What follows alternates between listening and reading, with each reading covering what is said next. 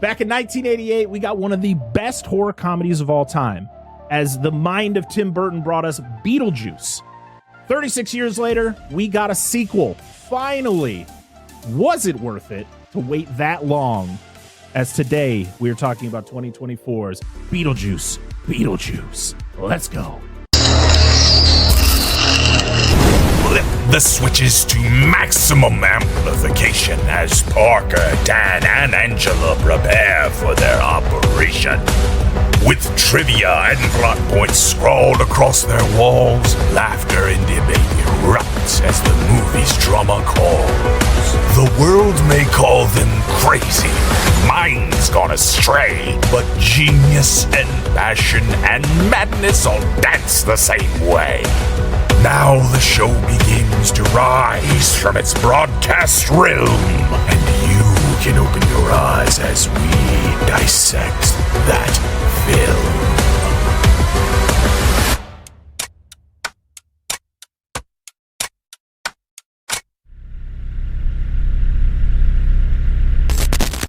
What's going on, everybody? Welcome back to the Dissect That Film Podcast. I'm your host, Brett Parker. I don't know where my co-hosts are today. They're somewhere on a screen somewhere. But so I'm going to introduce our guest today from the Video Villa Entertainment Podcast. We have Logan back on the show. What's going on, Logan? Hey, thank you for having me back. Oh, thank you for coming back. And then I guess we got to do something, right? I guess I should say the name, right? We should do it. Ready? All right. We say it, what, 3 times? All right. Beetlejuice. Beetlejuice. Beetlejuice. It's showtime. Oh my God, we have Beetlejuice here. Holy shit. Oh my God. Dan, hello. Hello. Whoa. No one knows what just happened. No one will ever know. No one will nobody. ever know. Oh God, the tomes. Oh my goodness. It's been so long. What, almost 3 years ago, we sat down and we talked about the 1988 classic Beetlejuice. And Beetlejuice showed up for that episode as well. So I'm guessing this was a perfect time to come back and hang out with us again. Beetlejuice, what's going on? How you doing? I am tired. But you're dead. How does that even dead, work? Dead ski. I guess you're just eternally tired. Extra. Yes, I am a perpetually. Oh pigeon. God, this podcast is as off the rails as the movie we're about to talk about. As today we are talking about Beetlejuice Beetlejuice from 2024. I figured, why not bookend the month? We started it off with a 2024 movie, a sequel to this massive franchise. Now we're talking about another sequel that took 36 years to come out. Did we all see this in the theater? I'm pushing. Yeah, I saw it in the theater. Yeah. Yep. All right. Wow. I think this might be the first time in a very long time that we all saw the movie in question in the theater. It's crazy. So, Logan, what is your history with like Beetlejuice, like the original? A massive fan. Me and my sister watched it nonstop. I mean, we were just big Tim Burton kids. I mean, that Edward Scissorhands. I mean, shoot. I mean, we watched. I mean, everything like Mars Attacks. I mean, anything that he did, pretty much, we were like obsessed with. Even the original Frankenweenie, the original one, with the live action one in black and white. Like we loved Tim Burton, and this movie was so huge because first off, he's hilarious. Michael Keaton's hilarious in it. It spawned the TV show, which I used to watch every morning before going to school. When I went to Universal Studios for the first time, it was the craziest thing I ever seen. We saw the Ghostbusters trap Beetlejuice in a trap. It was the coolest thing I've ever seen. I don't know if that was like really a thing that they did all the time, but it was so cool because he would come out, he was dancing on top of the Ecto One and stuff like that. It was the coolest thing ever, man. I'm telling you, like I've always loved Beetlejuice. It's lightning in a bottle, man, and it's something that like we got something we didn't know what we got, but for some reason we were just in love with it. Yeah, it's a timeless classic. Like what that movie was able to spawn. The fact that Oh you're talking yeah, about the TV show, like it's crazy that like no one talks about that show. No one talked about it until the sequel was like becoming a thing, and we were getting all these trailers and like Beetlejuice is back, and it's like, hey, remember the show? And you're like, yeah. And I actually, it was they threw it on Tubi, and I was like, you know what, I'm just gonna throw it on in the background. But it's it's a kid appropriate show. It doesn't have all the sex jokes like the movie did.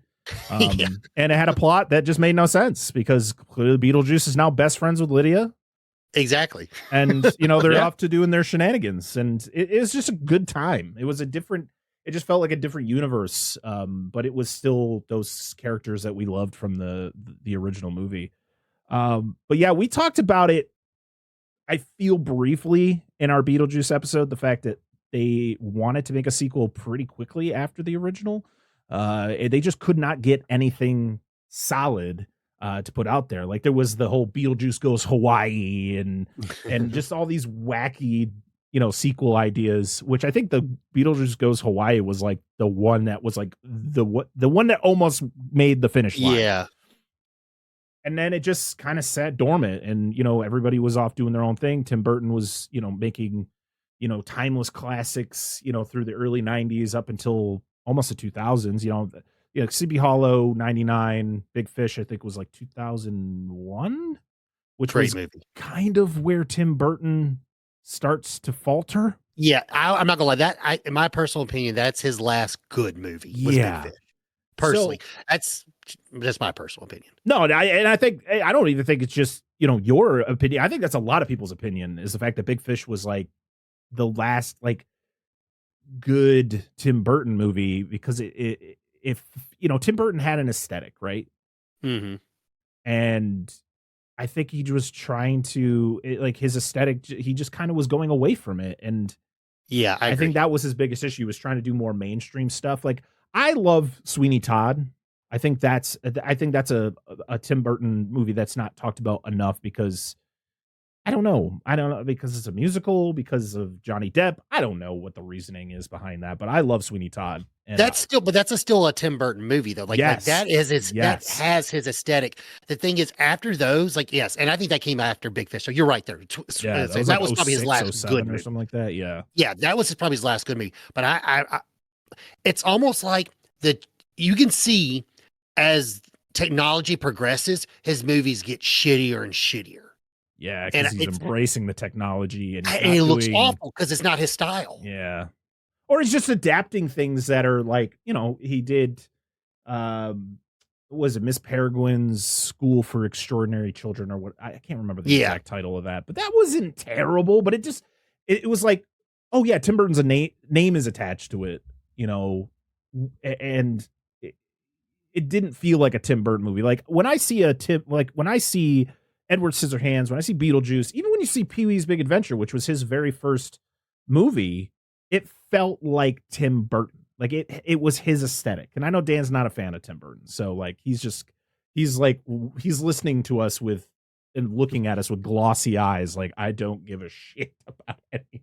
Here. It's important to people. You got to No, talk I know, about it. but I just Yeah, I that's just fair. love glancing over at you every so often and just seeing you die a little inside as I continue to talk about Tim Burton. No, I'm not dying. I'm just Hey, kinda he likes cackling Sweeney to Todd. myself. I do Sweeney like Todd Sweeney Todd. it's a great. There's- Wow, wait, you like a musical, Dan? All right, we're It's covering it on the one- show. Covering it on the Yeah. show. It's See? one of the few musicals that I enjoy, and I've Oh. mentioned it before multiple times in the past. It's one of the few Burton movies I enjoy. What did you watch? What did we watch the other day? And you said you liked it, and it was weird because it was a musical. No, that's not what I said. It was this movie. We were talking about this movie, and we'll Were talk we- about it on were here. we talking Oh, about yes. this? movie? We were talking about this We movie. have a lot to talk about with this movie. So, 2012, I think. Oh God, what I can't forget. I can't remember his name. It's like Seth Graham Smith. He did Abraham Lincoln Vampire Hunter. He wrote the book. He wrote a few books. He was also a writer. He actually wrote like the closest script that we got to what we actually got with Beetlejuice. And they got Michael Keaton has literally been on board since day one to come back and play Beetlejuice. It's like one of his favorite characters he's ever played. And then slowly but surely, as the years would go by, other cast members were like waiting in the wings to get that call that Beetlejuice was coming back. Like Winona Ryder literally had a clause in her Stranger Things contract that was like when a Beetlejuice sequel was going to be made, she had to be there. Like she was going to be involved. So they would have to move their filming of Stranger Things around to accommodate her doing Beetlejuice. So like these cast members, like the returning cast members, Catherine O'Hara, I think they had an idea of bringing back that guy, but it's unfortunate because the dude's a scumbag. So he didn't come back, but they had all these pieces, put in place to bring Tim Burton back to form. But it's really the question, and we're going to answer it today. The biggest question, and I know we're all going to have different opinions on it, is was it worth it? Was it worth the 36-year wait to get a sequel, and did they get it right? And I'm not going to show my hand quite yet, but I feel by the end of this, you guys are pretty early into this plot breakdown. You're probably going to figure out where I stand on either side. So, Beetlejuice, of course, was directed by Tim Burton. The screenplay was done by Alfred Goh and Miles Miller. The story was also by Goh, Miller, and Seth Grahame-Smith, who actually I literally couldn't figure out his name, but yet if I just turned Wikipedia on, I would have had it. But Alfred Goh, we've talked about him. We did. We talked about him because he was a writer for The Mummy, Tomb of the Dragon Emperor, which is not one of the better movies that we've covered on this show, but we did it. Oh. And Miles Miller was also a writer, so I guess they were writing partners. We have for cast, we have a lot of returning cast members. We got Michael Keaton back as Beetlejuice, a freaking 70-year-old man. He's still killing it. I love Michael Keaton. Michael Keaton can do no wrong in my eyes. He is a fucking national treasure, and nothing bad better come out about that name. I swear to God. We have Winona Ryder back as Delia Dietz. Catherine O'Hara, the Queen of Canada herself, back as Delia Dietz. I don't think this movie is even remotely entertaining without Catherine O'Hara. Well, I'm going to say it right now. She is pivotal to any movie that she is attached to. She is so funny. Yeah, her character is pretty great in this movie. Oh, God. She's she's picking it up right where she left off with this character. And also it's better, too, to be honest. Like, I like how the character has morphed. Yes. You know what I mean? Because now she's been with Lydia for a much longer time. And so that relationship has been actually grown. And they actually have a relationship versus the first one was like they were just getting to know each other. Right. She's morphed in a good way, and then we'll talk about a character who morphed in a bad way. Yeah. Jenna Ortega, of course, as Astra Dietz. She pretty much got this role because of Wednesday. She worked with Tim Burton on Wednesday, and he was like, "Hey, Beetlejuice, you're gonna be involved." And she's like, "Okay," and there she is. Justin Theroux as Rory. Yep, that's it. Willem Dafoe as Wolf Jackson. Monica Bellucci as Dolores Lefebvre. Arthur Conti as Jeremy Fraser. Bern Gorman as Father Damien. Have we talked about him? No. We've mentioned him, but he was on what I remember him from. I mean, he's been in so many movies over the last few years, but Pacific Rim, I think, was the first one I remember seeing him in. Yeah. We did talk about him. He was in Dark Knight Rises. Yep. Oh yeah, that was a while ago. Yep. Yes, I forgot he was in that, to be honest. Yep. You think you have power? You think this gives you power? That's a pretty cold scene. When he talks to Bane. Oh yeah, that's a pretty good scene. I gotta whip out that Bane voice. Santiago Cabrera as Richard. Nick Kellington as Bob. I fucking love Bob. Amy Natal as Jane Butterfield Jr. I didn't know that's how that worked. Paul Warren as Tom. Oh, I think that's one of the Shrunken Head employees. I believe so, yes. No, there's so many. And then we have Mark Hennihan and Charlie Hopkinson, who does the physical, and one does the voice for a character we'll talk about more as we get into the movie. And then, you know what? The last one that's on this list, I'm not even going to say it until we talk about him. So, yeah.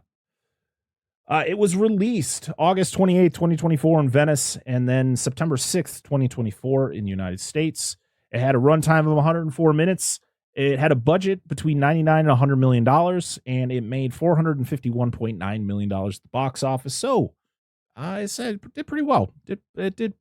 I mean, for the budget, which the original Beetlejuice only had a $15 million budget, so this had like 4 times the budget of the original, and yeah, we'll talk more about that, how I feel about it. A lot of awesome effects done in this movie. Of course, we have the mixture of practical effects. Angus Bickerton was the visual effects supervisor. He works for Frame Store. Then we have Neil Scanlon, who is a master of practical effects. He did a lot of the creature effects and the animatronics and the prosthetics. Yeah, and that's, I mean, ultimately, we'll talk more about like some behind the scenes if we have to as we go along. Oh, lastly, cinematography was done by Harris Zambarlocus. Looking at his IMDb, he did Thor, the original Thor, and that's all I recognize here. Oh, he did the Meg 2. Oh boy. Oh boy. All The right. Trench or whatever it's called. Yeah. The waste of time. That's what I should say. And then, of course, you got to have Danny Elfman back to do the score. And I mean, the score is great. He does it again. He takes what he already did in Beetlejuice and just kind of puts it on another level. I mean, that original soundtrack, that original score for Beetlejuice is fantastic, but I think he took some of those tracks that he had already done and kind of tweaked them and made them just as good, in my opinion. If it's dark, twisted, and mysterious, then I want to dissect every possible explanation as to why it is. I want to understand the dark psychology of the most dangerous serial killers, from the day they were born to the moment they snapped. I want to examine every cryptic conspiracy, and even delve into the haunted paranormal. Join me, Ashley Lana, as I explore the obscure. This is Lullaby the Fear Podcast. Sweet dreams are made of these.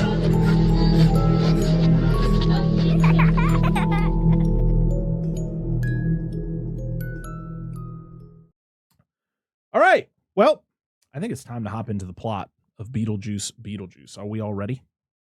I'm ready. All right. Let's do Yes. it. It is time to dissect Dissect that that.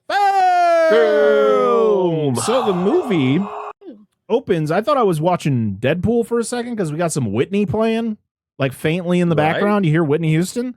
I don't remember this. The first couple times I've seen this movie, I'm like, wait, there was a little bit of Whitney playing, but then it goes into the new Beetlejuice theme by Danny Elfman, which I like.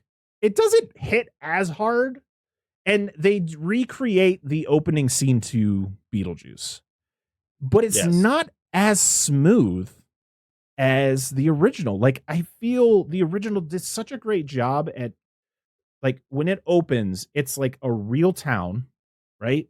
And then it's, as you slowly are going through the town, it turns into the model. But you clearly can tell when it goes from real to model, and it's not very, like, the transition just doesn't feel smooth, and it's like very clunky, but I still like some of the visuals. A lot of this was filmed up in Vermont, which, hey, for anyone, please download us up there in Vermont. It's the only state in this goddamn country that hasn't downloaded our show. Can you do that for us, please? Just one. Step it I up. just want one on the. I just want to be happy. Be like, one Vermont download. Yay! But there's some additions to the model. We have the addition of the crash from the first movie, and then you have Barbara and Adam crawling out of the river to then go to the house, which I thought was a nice little touch, kind of like retelling the death of the Maitlands in the first movie. And then we get the title card. I like the title card. I feel like we never really talk about title cards on the show, but I do like the title card where it says Beetlejuice and then it kind of splits to the two Beetlejuice, and then I do like the AD 2024 on the bottom. Yes. Which is that was part of all the promotional stuff. So, well, that was the crazy thing about this movie, though, too, is like, I mean, I don't know if you remember, like back, like there was so many fake stuff online back in like 2020 that it was coming out, and everyone was like, "It's not coming out. These are fake trailers. This isn't real. This poster does not exist. It was built in Photoshop." And then, like literally a year later, it's like it's coming out. It was like, all right, I'm not believing this shit. And then it actually came out. I was like, okay, I guess. I don't know. That was just something funny because I just remember the rumors being around for so long during the pandemic. And I was like, it's not fucking coming out, you guys. It's all bullshit. It's all fake clickbait stuff. And then it actually came out. Listen, I feel you because I've gotten into arguments with people about like, hey, did you hear that this movie's coming out? I'm like, no, it's not. I literally follow all the movie, things on all the social medias. I follow, like, I do all this thing. I run a movie podcast. So like, I'm pretty on top of like what's coming out. There's no way that's coming out. And they'll be like, well, I saw it on Facebook. I'm like, well, there's your first problem. You saw it on Facebook. And was it just some random person? Probably. Or some fake site? Probably. So, all right. So yeah, so we transfer from the model from the little Maitlands all the way up to the house, to the ghost house, as it would be called throughout this movie. And it goes right into the window where we meet Lydia. And she is now the host of this paranormal show, just like any other paranormal show where she goes into houses and crazy things are happening. But like this time it actually shows you stuff. And funny enough, the last time Logan was on the show, we talked about a movie about that where was a guy like investigating ghost situations where we talked about the Frighteners. So it's pretty funny that you're back here talking about another ghost movie. But I like this thing. Yeah. Yeah, I like that this is where Lydia's at because it kind of makes sense for, where we saw her at the end of the first one. She kind of embraces her gifts. But being so far ahead in life, like she is a middle-aged woman now, and how long has she been doing this for? And it's kind of, you could tell it's getting to her. Also, can we just talk about why is she still rocking this haircut? What's up with this? Like, this was one of the things I remember seeing in the trailer going, what? Why is she still like, there's no way anyone's telling her this is still cool. I agree. It makes sense. Like, goths do grow up and they alter their style and still can be you can be adult goth. I mean, like 100%. Like, but like, it is funny that she's still rocking that, like, almost Robert Smith Cure, not like Bauhaus goth look. It's terrible. It's absolutely terrible. So her problem is that she's like in the middle of doing her show and she sees Beetlejuice in the crowd. And so she freaks out. She goes to the bathroom. I do like when she goes into the bathroom, she sees the woman at the sink, and you figure out it's a ghost because she's got like a sword in her head, and you find out it was like a magician's assistant that got killed in the building. And we meet her awful whatever he is. At the moment, you just think it's her manager, and then you find out that it's her boyfriend. His name is Rory, played by Justin Theroux. Fun fact, this movie had both of Jennifer Aniston's ex-husbands involved in this because she was Brad Pitt's in it, isn't he? He's not. He was actually supposed to be in it in a cameo. I saw things in the credits, but I'm like, what? Where was he? Was he one of the zombie like cops or something? So his production company, Plan B, was the one that picked it up to actually move it forward. So his name. So of course he's an executive producer on the movie. He was supposed to make a cameo. I don't think they stated what he was going to do, but I guess he was filming something else at the time and couldn't, get there to do the cameo. So, but the funny thing is he's still involved in the movie. And then Justin Theroux is Jennifer Aniston's recent ex-husband.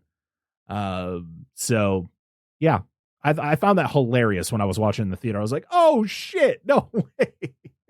I remember him from Charlie's Angels Full Throttle, where he has that notorious, I don't know if it's Irish or Scottish accent. And he's walking around 90% of the movie with his shirt off and those like punk plaided pants. He's chasing down Drew Barrymore. He's like, I'm going to kill you, darling. I'm going to kill you. It's awful. I remember him from American Psycho. He was yeah. one of the sleazy businessmen who was with Patrick. Yeah. But he's annoying. He's just right off the bat, you just have a bad feeling about this guy. He's an older guy, but he's like he's got that new age like vibe about him, and it's just like oh. And Lydia's like not that life, but but the way that her personality is and the way that she like where she is in her life, this is what she thinks is the best she can get. Yeah. And so she's like got to take pills to kind of help her get through it. He's not about it. We get that whole thing. It's kind of dumb. I just, anytime this character's on screen, I'm just like, all right, maybe we should fast forward this because I can't stand this fucking character. Like, I understand you got to put characters in movies that you have to hate, but this guy just is the worst. He's just when he sat there and he's like, I can tell you're going through it, which means I'm going through it. So I'm having a really hard time right now. Yeah. Like shut the fuck up, dude. He freaking is jerk like, off over here. Right? He is like the embodiment of a majority, because knowing my stance of fuck. Damn it. I just blanked. No mind, just keep going. Just go. Just go. Happens to me all the time, Dan. It's okay. Lost it. I feel you. You'll think of it in the random spot and just yell. Tim Burton. I literally blanked Tim Burton's name. This is how I feel about his fucking characters. Most of his characters are awkward and they're fucking annoying to me. This dude is like the peak of that. And I hate him so much. He is very annoying. He is like that like super woke ally individual, but that he's only doing it to help his brand. So it's not actually like what's that word to look like? It's not actually true and genuine at all. It's just what he thinks will make money at the time. Yeah. It almost seems like this kind of like cranked to 11 character being a parody of that could like almost appear in like an American Pie film or something. Like he could be there and he would be that obnoxious over the top period and just fit in the movie and just like so weird. I think the biggest, I mean we'll get into it more, but I think one of the biggest issues with this movie is they just have too many characters. There's just too much going on. And like having this guy in here is just like, what? Like it doesn't. Why? I feel like if you took him out of the movie, I don't think it would affect the movie at all. Like I don't think we would still kind of go in the same direction other than. I feel a lot of like that with actually like another character once we get to it. Oh, yes. I think I might know who you're talking about. So she gets some texts from Delia that she needs to go see her at her art show. So she goes down there. She runs into her. She's like, "What's going on?" She's like, Your father left me." And I just love that whole thing where she's like, "He's divorcing you?" She's like, "Why would you say that?" I know. It's because you said it. It's like your daddy died. Oh my God. I wish this is where this would end. I wish this is exactly where it would end. Like your dad died. Okay, let's move on and go into the next part of the movie. Instead, we had to get this weird stop motion recreation of Charles's death, which actually, I've always said, I love stop motion. It's one of my favorite forms of animation, and the fact that they did stop motion animation for this is, the plus. But the fact that we had to get this whole thing with Charles, like a character who should not have been heavily involved in this movie, even though he is heavily involved in this movie for some weird reason. So yeah, he was in a plane crash. He was doing some bird sightseeing, or he was bird watching, and then the plane crashes. He survives, but then he gets attacked by a shark, and so he's dead. I love Catherine O'Hare's character during this. Oh no, he died in a plane crash. That was his worst fear, except he survived. What did he do? Drown? Almost. Survive. I love though that she says survivors say, and I was like, good, because Survivors. how the hell would you have known what happened? To Right. At least they cover that. But I do like the French artist who's like getting all pissed off, and of course he doesn't speak English, so he's like getting all pissed at Delia, and then he walks out and then falls down the manhole. I just love the dudes who are working like, did you just see that? just like put the manhole cover back on. That's what I hope. That's what I wish they did. They didn't do that, but I really wish the guys were just like. Nobody wants to deal with that paperwork. Nothing. I mean, they're eventually going to find him at the bottom of that manhole. But wait, where does this scene take place? I'm New York I City. think New York, guessing. isn't it? Yeah. I was thinking New York just because it was a big art show or whatever. It just seemed like that. And that's It's where a shame we couldn't make a. Oh, good. Oh no, I was say that's where Delia's show was. So. Okay, it's a shame we couldn't make a connection to alligator. I was going to say the alligator is going to eat him, but go ahead. Oh, imagine that.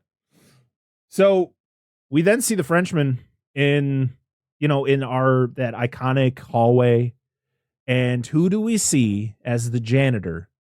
But a good old Danny DeVito. I was like, when I saw this in the theater, I was like, hell yeah! Like he's not in this for very long, but when he's there, he's hilarious. He's blue.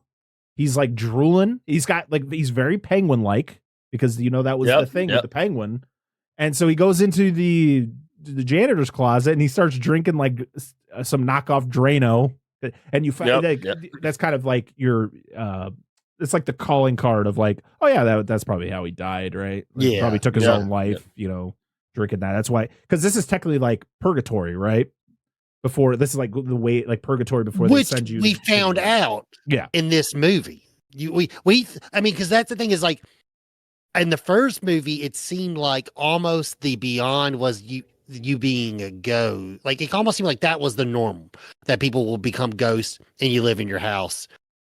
Until I mean, I guess it was made more clear. It'd been a long time since I've seen the original before rewatching this one, whatever. So I guess maybe the cigarette lady was a little bit more clear in it. But that most of the time, like when I perceived it as a child, I just thought like, oh no, that's what happens when you die. You just get to stay in your house for the rest of your life. Kind of like the American Horror Story theme, you know what I mean? Yeah. Well, it was the whole thing of like they had to find their purpose in order to go on to the great beyond. Was like, you're right.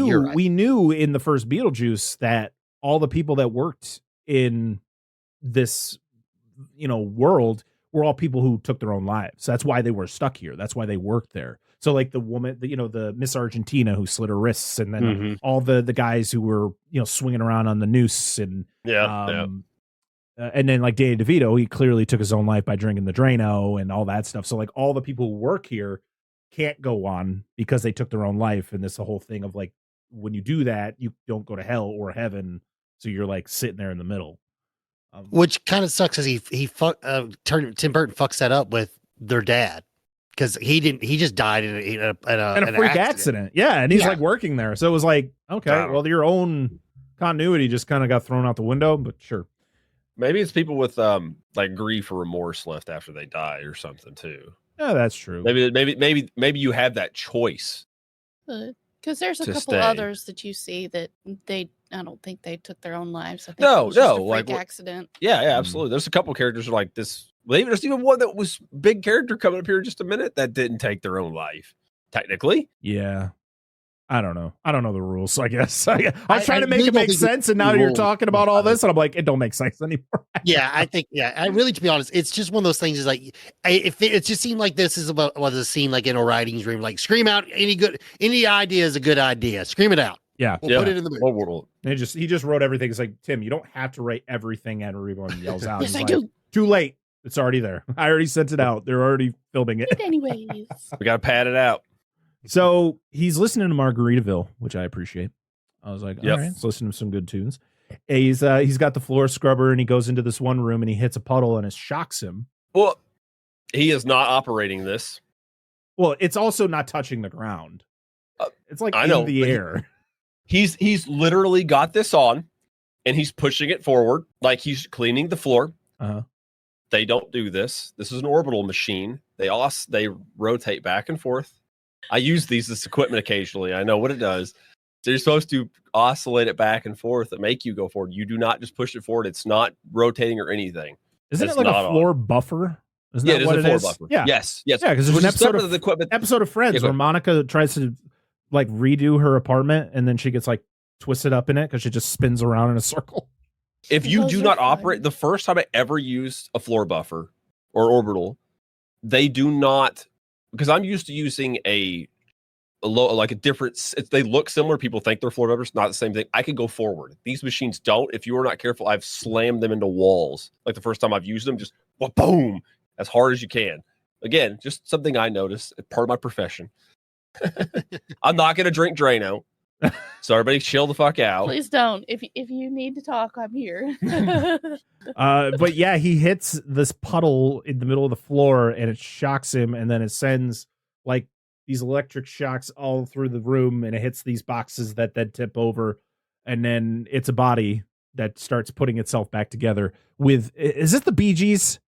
Yeah. This Tragedy, I think, is the name of the song. Yes, it is. It's a great song. I fucking love this song. And I think it's a great little montage as she's putting herself back together. And I will say, though, that CGI is awful. Yeah.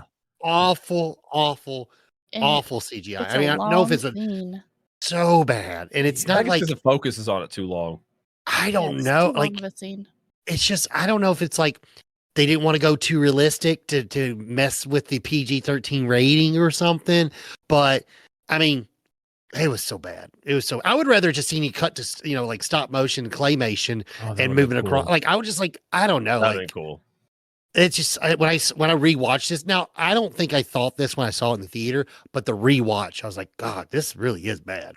Yeah, it definitely didn't do well, because it's like when it shows the inside of her body, it's just like nothing. It's just red. It's just red. There's like no guts. But yeah, it's like you were saying, maybe it's because of the PG-13 rating. But then we're gonna go to a scene later on in the movie with Beetlejuice, where it's like, what is that? Like this is like some of the darkest, like nastiest shit they've put in these movies. Yeah, an explosive pregnancy birth. Yeah, that's what. Yeah, that's what we're getting to. So she asks where Beetlejuice is, and then you find out she's a soul sucker. And I do like this effect where she takes the soul that it just like, it just like shrinks down. I like that. Over. It's great. I like that a lot. That was very cool. So then we meet Astrid, played by Jenna Ortega, and she is at a girls' school, or I'm guessing it's a private school. And probably. We then hop over to the car ride. It's Lydia, Rory, and Delia driving to go get her. And Rory is awful. It just like the whole thing was like, I feel you. My grandfather died recently, and I'm still feeling it. And they're like, and I love Delia. She's like, when did he die? 40 years ago, but my child mind. It's like yesterday. I was like, somebody throw this man out of this car, please. End this. This is the worst. It sucks. You gotta reach over, open the door, and push him out. And he's constantly like, I should talk to her. I think she would connect with me more. And I'm like, I don't think so, man. I should break the news. I think it'd be good coming from me. I really do think so. I guess I should ask it now. How do we feel about Lydia in this movie? With everything that you said earlier about Winona Ryder making it in her contract that, I've got to do Beetlejuice. I'm sorry, she is phoning it in this movie. 100%. Phoning it in. Like, no offense, but Winona Ryder, like, she has a lot of very good movies underneath her. Girl Interrupted was probably one of her best movies. She can act. She can act very well, but she is just, she's just doing really, I don't know what it is. I don't know what acting choice she chose, but I don't know. She just didn't feel like Lydia. She just felt like a completely different character. 100%. And I understand people can change. Like it's been 36 years, right? Like it's been a long time. People can change, but I feel like she's not even remotely close to Lydia. Like, I feel like they made Jenna Ortega more like Lydia, and I get it because Lydia. It's like, it's her daughter, so that's why she would be that way. But I don't know, man. I feel like she's just being, her character in Stranger Things, just dressed up as Lydia. Like it wasn't like I love Winona Ryder. She's fucking great. But she's just so blah in this movie, and it just sucks. And it sucks when they put her blahness with this annoying ass character in Rory, and it's just like, ugh, the worst. She doesn't stand up for herself. And I think, I don't know, maybe if that's just the whole message is like, she's older now. She's had a kid. She's had a loss in her life, with her ex-husband, dying, so maybe that has changed her to such a degree that she is she's not even a shell of her old self. So maybe that's what we're getting here, but that's not what I felt. And I feel like that's not how you felt, Logan. What do you guys feel? Yeah. I have a thought on this. And this is like, I agree with you, because I think when we went to the scene in the theater, we got done watching it. I even said that to Angela. And again, I'm not a big fan of the original movie either. I did not think her character nailed it. But the more you guys were talking about this, the second time I watched this, I think it's Rory. And the reason I think that is because his whole I got him to spoil this now, but he preys upon women at their lowest point, right? In their bad spots and stuff. And she's supposed to take this medicine, but he won't let her take this medicine. He wants her to be in this beaten down, mentally broken state so he can get what he wants out of her. That's just a thought. I'm not saying that actually, I want something to make sense. I don't want to be like, I just think Winona Ryder didn't do a good job. I want it to make sense to me. And that does make sense. That makes sense because we do find out that, we kind of figured out from the beginning that Rory sucks and he's a piece of shit. But then you find out later on that he is a real piece of shit. Maybe he's like a soul sucker. Maybe it's a reference to like he's kind of like he sucked the soul out of Lydia. She's not the same lady anymore. Maybe that's something. He's Dolores before she dies, right? So he is like a new version of Dolores, right?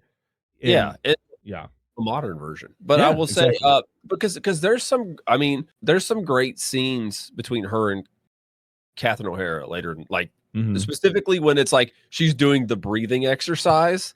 That's just them interacting. I love that. Like, again, I like that scene because Catherine O'Hara is trying to get her to get back on the fucking horse and do her shit. And I just love the interaction between the two. That is a great scene between the two. It's like, oh, I thought I was going to get attacked by a moose.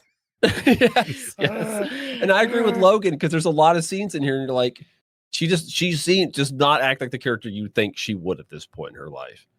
So, but she also acts different when he's not around. Like she's more herself. She's more herself when he's not around, because it's almost like she's doing this to please him. Okay, you're making it make sense. Well, she does say that literally later. She does literally say that later when right before the wedding. What's her name? Ortega asks her, "Are you sure you still want to go with it?" It's like, well, I have to because he said, and it'll make him happy. Yeah. Like she still wants to do, even though it's not better, it's not good for her. No. Even though she knows it's not good for her, she's doing it to try to make her happy. It's also I'm guessing too, because I keep on trying to think like, okay, well maybe she's too tore up from her husband's passing, but she even makes it clear their relationship was on the rocks really heavily even before his passing. Yeah. So obviously like things were going south, and it wasn't just the him passing. There's obviously something there before that. So it's one of those things where like they don't do a good job like connecting the dots to actually giving you a straight up answer. Why is she being so different? Yep. I agree. Yeah, I think if it does, I understand you don't want to have movies like hold your hand and explain every little detail about why a character is the way they are. I think the fact that you have to watch a movie to kind of pick those things up, and I'm glad that we're all like piecing things together. Like me and Logan are kind of looking at it like, what the fuck is going on here? And you guys are kind of making it make more sense, but it's kind of annoying that either I just saw some of the performance and I was just like, I didn't want to put those pieces together. It was just annoying me. But then you're explaining it and it's like, no, that makes total sense, especially when you learn more about this character later on in the movie. Yeah, and I think it's because, for you guys, you're more passionate about it than me. You want this because it's your character. You want like your character to be this way. Why is it this way?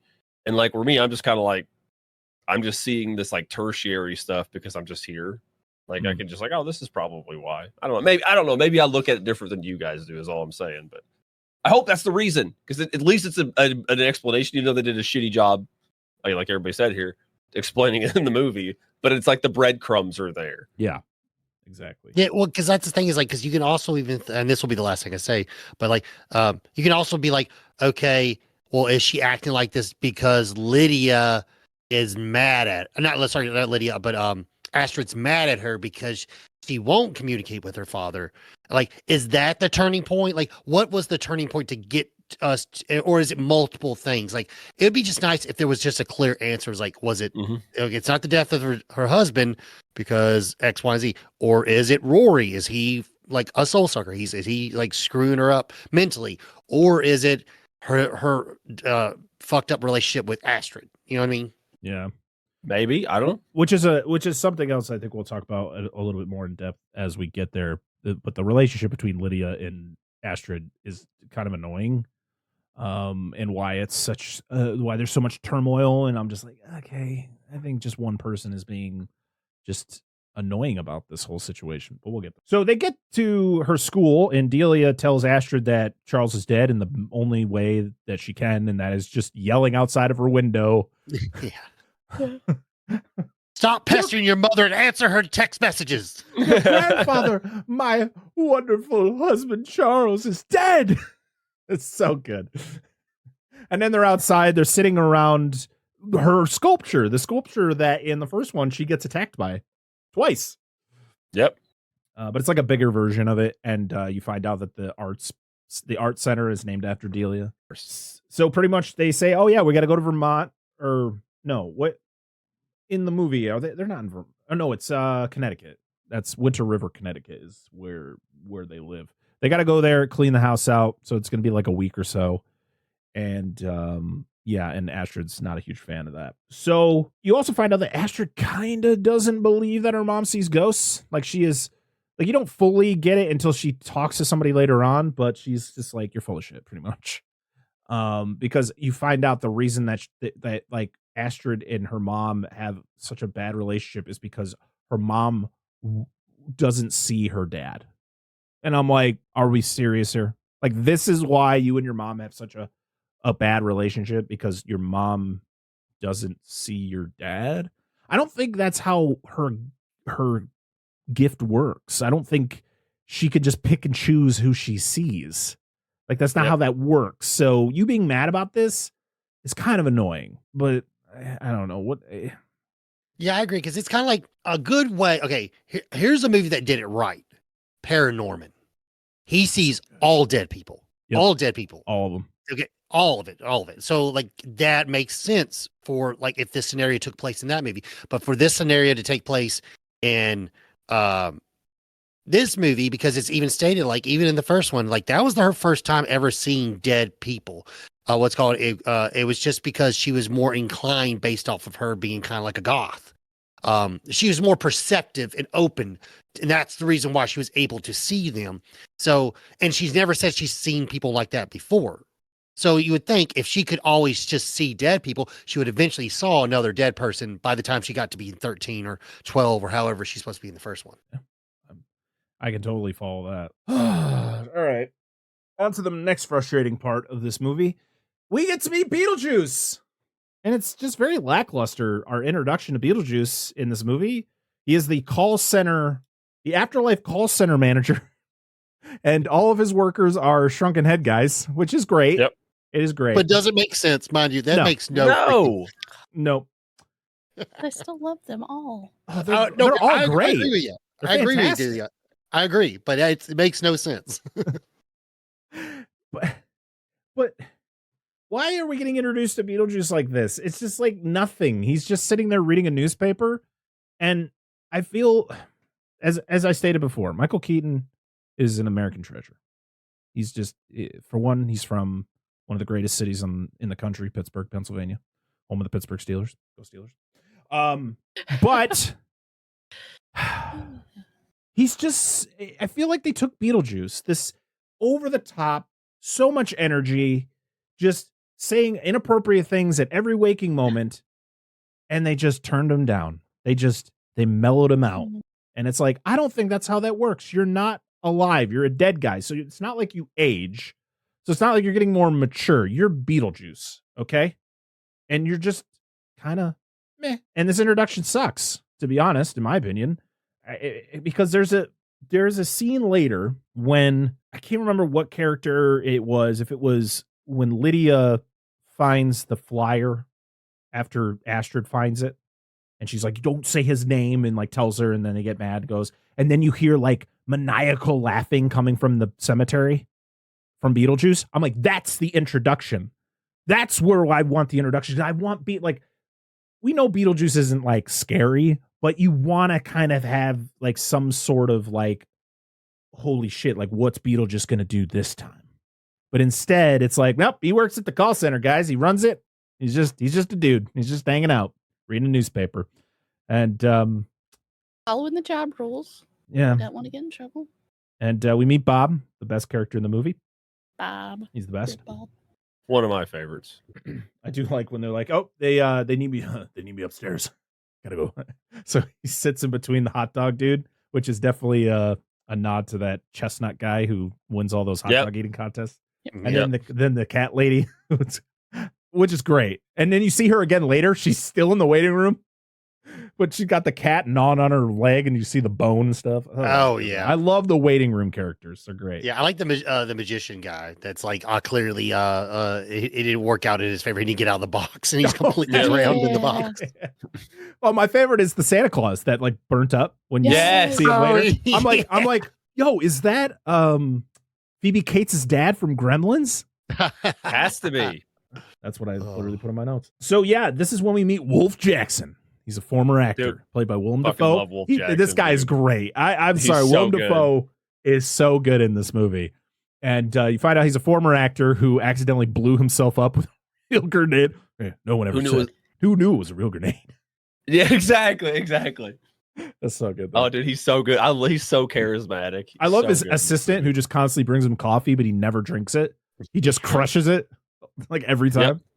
She has like a bullet hole like in her chest. There's like a single bullet hole in her chest. Oh, the one later's even better. With the yes, the other one with the freaking pole through the neck. Like, how do you turn your head? It's fantastic. You hit everything. But was she like a judge or something for like a javelin throw? I'm guessing. She's always holding the clipboard. Like yeah. But Beetlejuice gets called in because of Dolores. He finds out that like Dolores left a message for him, and I love how he calls him Mr. Juice. Oh, I love it, dude. That means you're dead, Mr. Juice. That's not good. I do love the fact though when the name Beetlejuice is written or seen in this movie, it's never what the title is. It's Beetlejuice. Yep. That's how it's always written. And I wonder if that's I wonder if that's like on purpose. His name is spelled incorrectly to prevent people from reading it and saying it the right way. You know what I mean? Yeah, it could be. So it increases the less likelihood of some people saying his name. Oh, Beetlejuice, and it never works. Yeah. But like because it's Beetlejuice, but it's like I used to know a girl named Haley, but her name was Hallie, but it was spelled Haley. It was not the way you spell Hallie, but her name was Hallie. Why do you do this? Why do you mess with my brain? And then they get mad at you when you say their name wrong. You're like, it's what it's written here. I'm sorry. Yeah, that's what do you want me to do? Said. My boss corrected her. He's like, well, that's not how it's written. Sorry. Blame your parents. Yeah, right. So yeah, you find out that Dolores is a soul sucker, which you get the idea when you see her earlier. We're back. We're at Charles's funeral. We're still dealing with Charles shit. One of my biggest complaints about this movie is too much Charles shit. And we get a child choir rendition of the Banana Boat song, the Deo. Yeah. Which the actor who played Otho in the original Beetlejuice, he passed away. It's been a while, but one of his requests was that this song was played at his funeral because it was like one of his it was one of the highlights of his career was doing that scene in Beetlejuice. And the fact that I can't remember his name is gonna upset me, but I'm sorry. So why did they make his gravestone a shark fin? Yeah, I didn't understand that. So weird. Why? Another thing with that bugged me a little bit was I thought they have the Banana Boat song, but like, wasn't it Adam's favorite song? It didn't make sense. Why? Is it because that they lip sync to it? Because it was clear, like in the first movie, that Adam was like, "Oh, this is my favorite song." When he's putting the model together, and Gina Davis comes in, Barbara, whatever, But like for this to show up again, I was like, are you just pulling it because it was a big thing from the first one? It doesn't really make any sense. it doesn't have the sentimental value to incorporate with this character, besides just them lip singing and circling around the table. You know what I mean? Yep. Yeah. Yep. Glenn Shaddix was the I actor just who looked played it up. Otho. I was Yeah, about to I had to. I had to. I was good. Yeah. It was going to annoy me. That's why I have to put names of actors in my notes, or I sound like an idiot. Yeah, Astrid is mad because Lydia can't see her father's ghost. Oh, wah. It's annoying. It's just an annoying thing to be mad about. Then more Charles shit, guys. We're following Charles through the afterlife, and of course, because they didn't want to use his likeness, he got bit by a shark, so he's got a big chunk. His head is missing, but somehow he can still talk through the little freaking his throat, his esophagus there. Hole. Yeah, it's Technicality. He goes into a laundromat. I don't Dry get cleaner. Dry that. cleaner. Why is this? Yeah, okay. It's still like, why? It's just there just to make sense because we got to see her pick up the wedding dress that she wore or whatever. You know what I mean? Right. Yeah. Well, he goes in there, asking because he's looking for Delia. He doesn't know he's dead, pretty much. Yeah. And so he's looking for Delia, and the guy's like, "Get out of here!" And then he gets attacked by Dolores. No. She sucks him. She sucks him dry. Not in the way he probably wanted. As she does. And, yes, as she does. And then, we move on from that. And she gets her dress. She finds a wedding dress, turns it black, and then she walks around for the rest of the movie. Literally, I'm just going to spoil it. This character, Dolores, does nothing in this goddamn movie. Needs to be. Jesus. Did the scene already happen with? Did we already get the scene? I didn't create a timeline, but did we already get the scene with Beetlejuice? Did he say that to William Dafoe about their history? No, he never tells him about their history. He says he doesn't so we know haven't who got she that is. scene yet.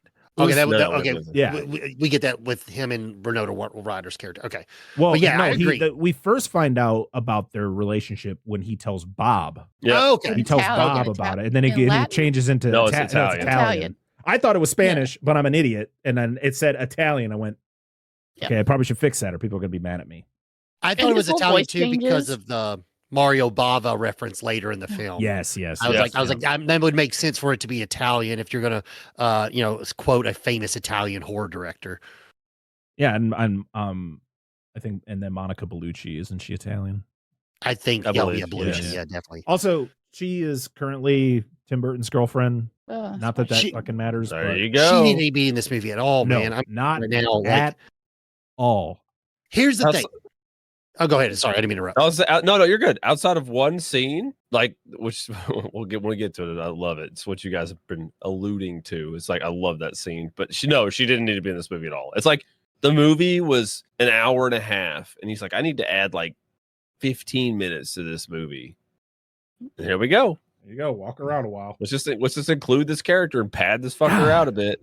All you needed to do is have Beetlejuice stalking Lydia over the years and him waiting for his moment to capitalize on it to somehow hook her back into marrying him. Mm-hmm. That's all you had to do. And we basically got that. All you needed more Beetlejuice scenes to add some sort of like him popping up more often, and maybe him explaining to Bob his evil plan, and then we get to see him capitalize on that when the dude later who pops into the film, the boyfriend, the Jeremy character or whatever, when he pops in later, now I've got my chance, and now I can actually make my plan that I've been working to all these years, actually go through. You know what I mean? That's all you need to do. You didn't need this stupid character in the film. The only thing she just looks hot. That's it. That's all she's there for. Just to be a hot Halloween costume. That's it. Yeah, her setup in the beginning, I was very excited when I saw the trailer and I saw her. I love Monica Bellucci. I think she's great. When I saw her in the trailer, I didn't know that her and Tim Burton were a thing. Not that it matters, but it was like I saw her and I went, oh shit, she's gonna be the villain. This is gonna be cool. Like, what are they gonna have her do? And then I'm sitting there in the theater going, she's gonna do something right. No, she's gonna do something right. Is she just gonna skate around the hallways the whole time? Oh yeah. No. Oh, she is gonna just skate around the hallways the whole time. That's literally all she does. Okay, cool. She didn't even go in the Matrix not one time. Right? Oh man, Monica Bellucci. In She didn't put on Matrix. that tight leather dress. God damn. If you want to hear me talk about the Matrix, whatever was it, Reloaded? Yeah, the second one, the sequel. Yeah. I talked with Wyatt from Cinema Trip Reviews about both of all 3 Matrix movies, but yeah, we had a lot of good things to say about Monica Bellucci in that movie.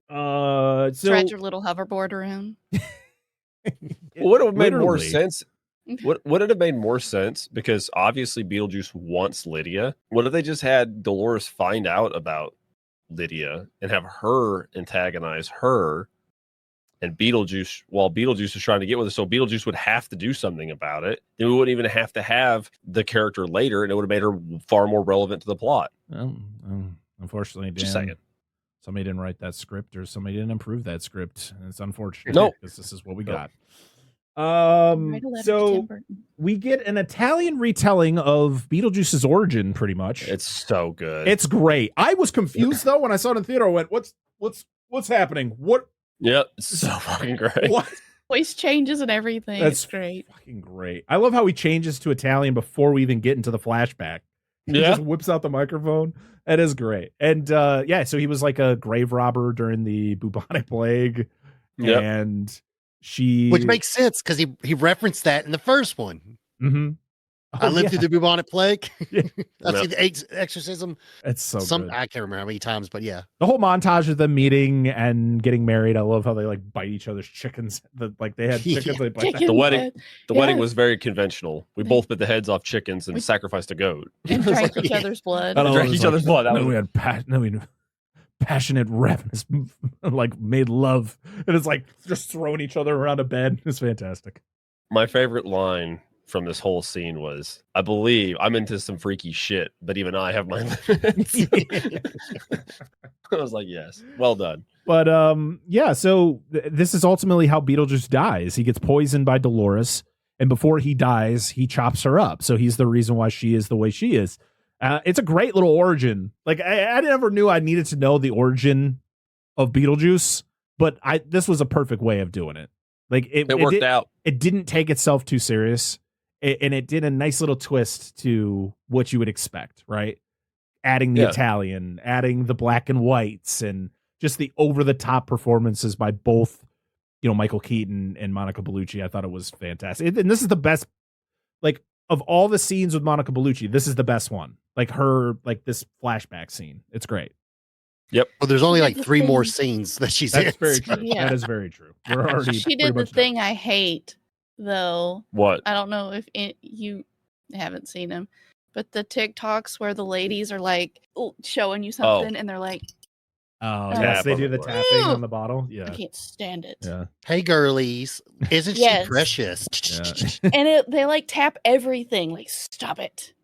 Yeah. So it was the whole thing was like she poisoned him because she's part of like a soul sucking cult or whatever, and and all that. So then we're back into reality, and I love Yes. the house shrouded in black because the house is mourning.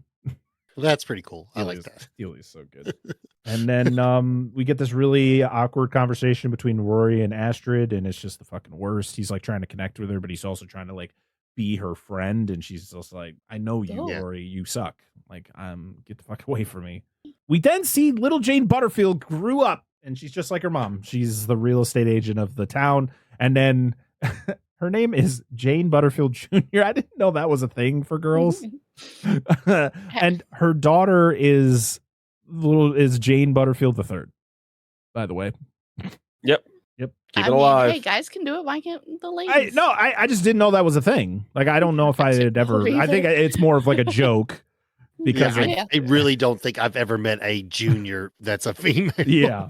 So Rory proposes to Lydia at the wake, and I just love Delia's reaction to everything that's happening. She's like, "At Charles's wake," and then she says, and then Lydia finally agrees to it. She's like, "Oh God."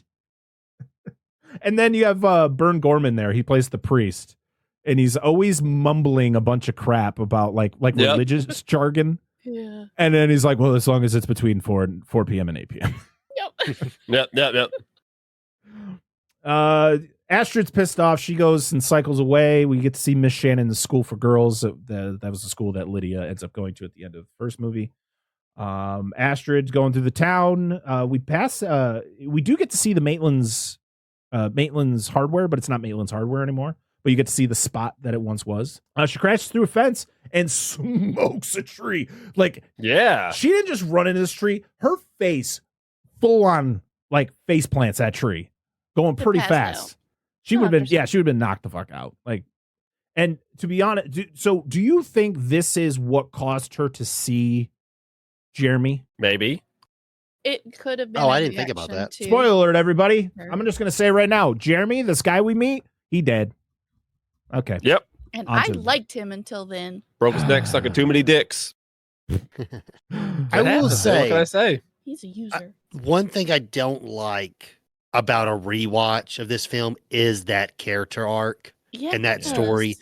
Once you know the twist, it really cuts down the rewatchability for those scenes, because I had no idea that. I mean, I knew it was coming, but I didn't know the twist was coming on how he died.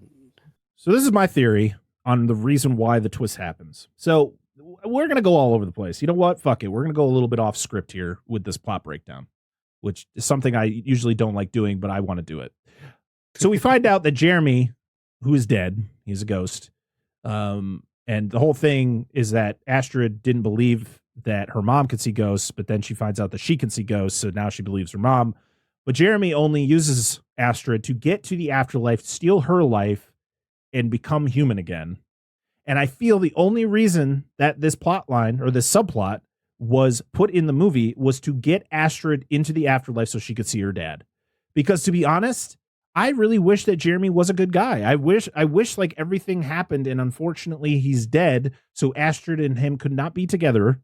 And then he just accepts like everything that happened. And then he moves on to the afterlife. The fact that they made him bad was so fucking dumb. It was so, like, again, and I'm going to stress it.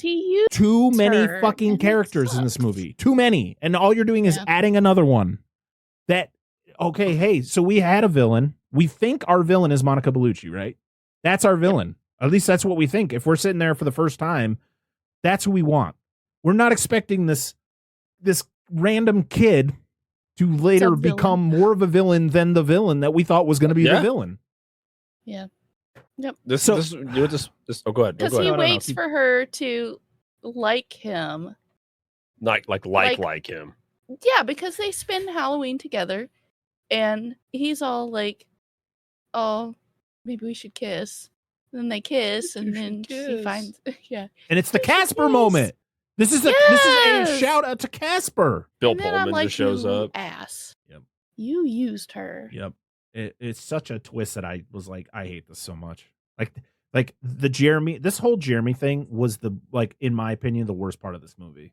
I didn't want it. I just didn't want it. And I have bitched about the fact that we don't see Monica Bellucci enough. We don't see Dolores enough. Like, she doesn't do anything, but yet let's introduce another subplot that just doesn't do anything other than it just gets a character to a certain spot. So then she can see her dad, and then her and her mom connect, and then yay, everybody's happy again.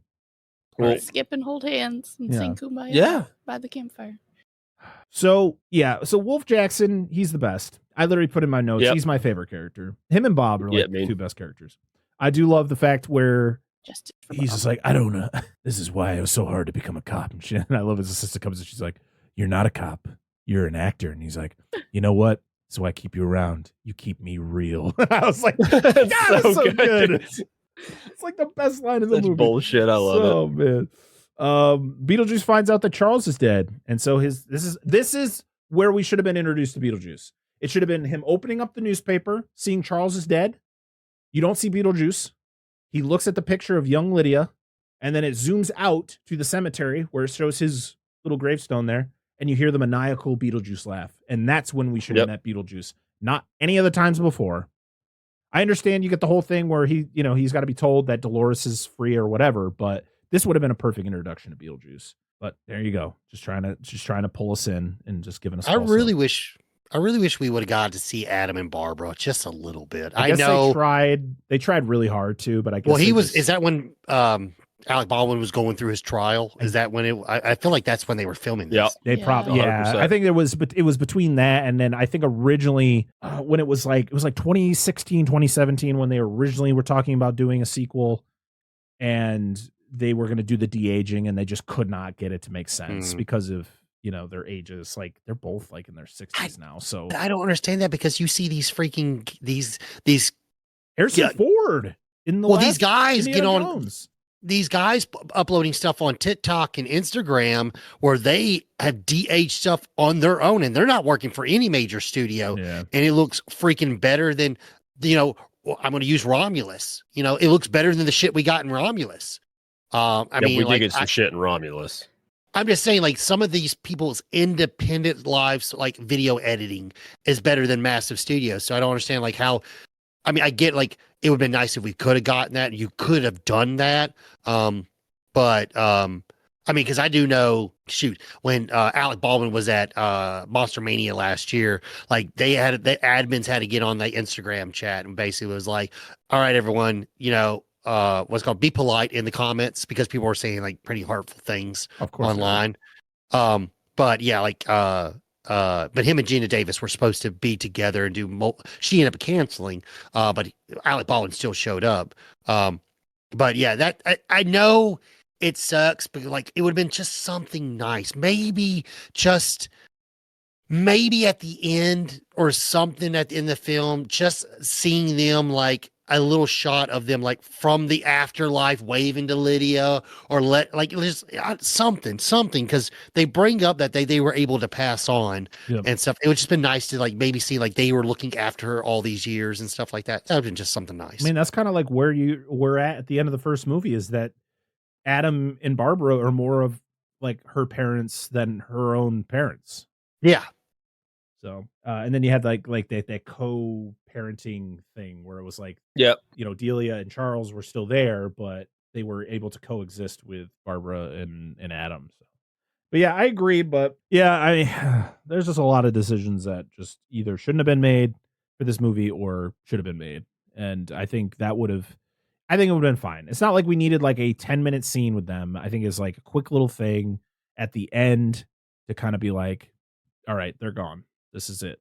Like we're never seeing them again. I love this where Delia is in the house and she's doing the primal screaming and everybody's like terrified. She runs and is like, what's going on? Are you okay? She's like, oh yeah, it's just recording some primal screams. And this is where we get this is where Lydia states that Barbara and Adam moved on and Asher's like, of course they did because ghosts are bullshit. So Asher goes upstairs and explores the attic. And she finds a Beetlejuice flyer on the floor. And I love when she picks it up. She's like, ew, and just puts it down.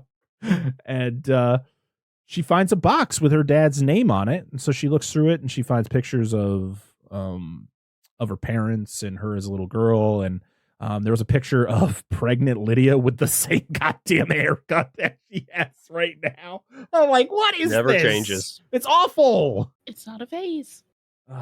It's not a phase, Mom. Oh, the heavy breathing is so good, and that I thought a moose was going to attack lion is one of my favorites of the movie. Yeah, that was pretty funny. Like I said, I really liked her development of her character throughout the Yes. stepmom. I mean, it just is funny because she's just kind of like, and she plays with it. She's like, you used to terrorize me, and like just their little playful banter. But then we grew on each other. You know what I mean? Yeah. It is just nice because her character is pretty easy to hate if you think of like she's just so like, without like, I guess the scenes, but like just thinking of that character as just the character as itself, this obnoxious art maker, is pretty freaking annoying. But she makes you care for her, and you don't feel that. The first one you felt a little bit, but then she's comical because some of the things that she says and so forth. Like when she freaks out. What is it, Alan? Is that her husband, Alan? Charles. Oh, what is it? Charles. Charles. When she yells at Charles, like, if you don't let me make this house my own, I will take you down. I will kill you.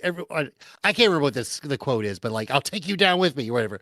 Like, I don't know. Like those little things, like it's really fun to see how the character developed. Yeah. I mean, her development is great, but it's also like the fact that she has matured as a stepmom. Like she has become more of a mom to Lydia than she has ever been over the years. But she's also still that very naive, crazy art dealer where common sense just isn't in the cards for Delia, which is great. It's like she's just on that fine line, and she'll pay for it later. Yeah, but it's got a good payoff in the end. There's one line in this movie I was like, fucking brilliant. Nails her character at the very end. So we find out where Lydia met Rory. It was at this like it was like a retreat for like grieving, spouses, and like he had lost a wife in a skiing accident. She was there because of her ex-husband.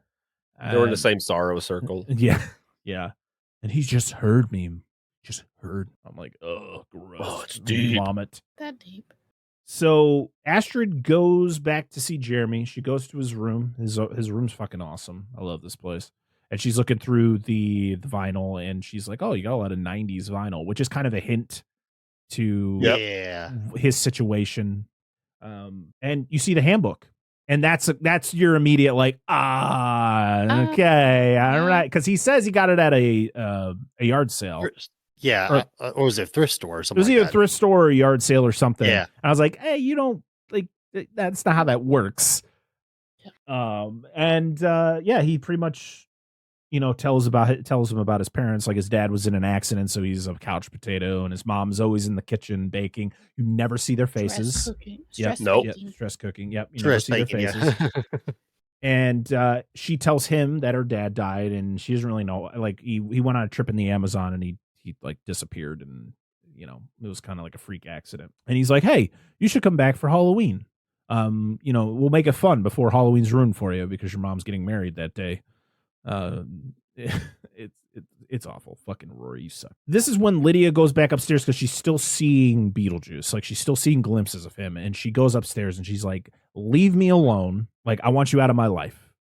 And Rory comes up and he's like, what's going on? And she's like, you're not going to believe me, but here it is. And she tells him the whole story about her encounter with Beetlejuice from the first movie and do not say his name 3 times. And so Rory's like, all right, well, we need to face your fears here. So Beetlejuice. And then they get put into the model. I mean, as much as I hate this character, Justin Theroux is a very good actor. So like his reaction to being sucked into the model, he's like, where are we?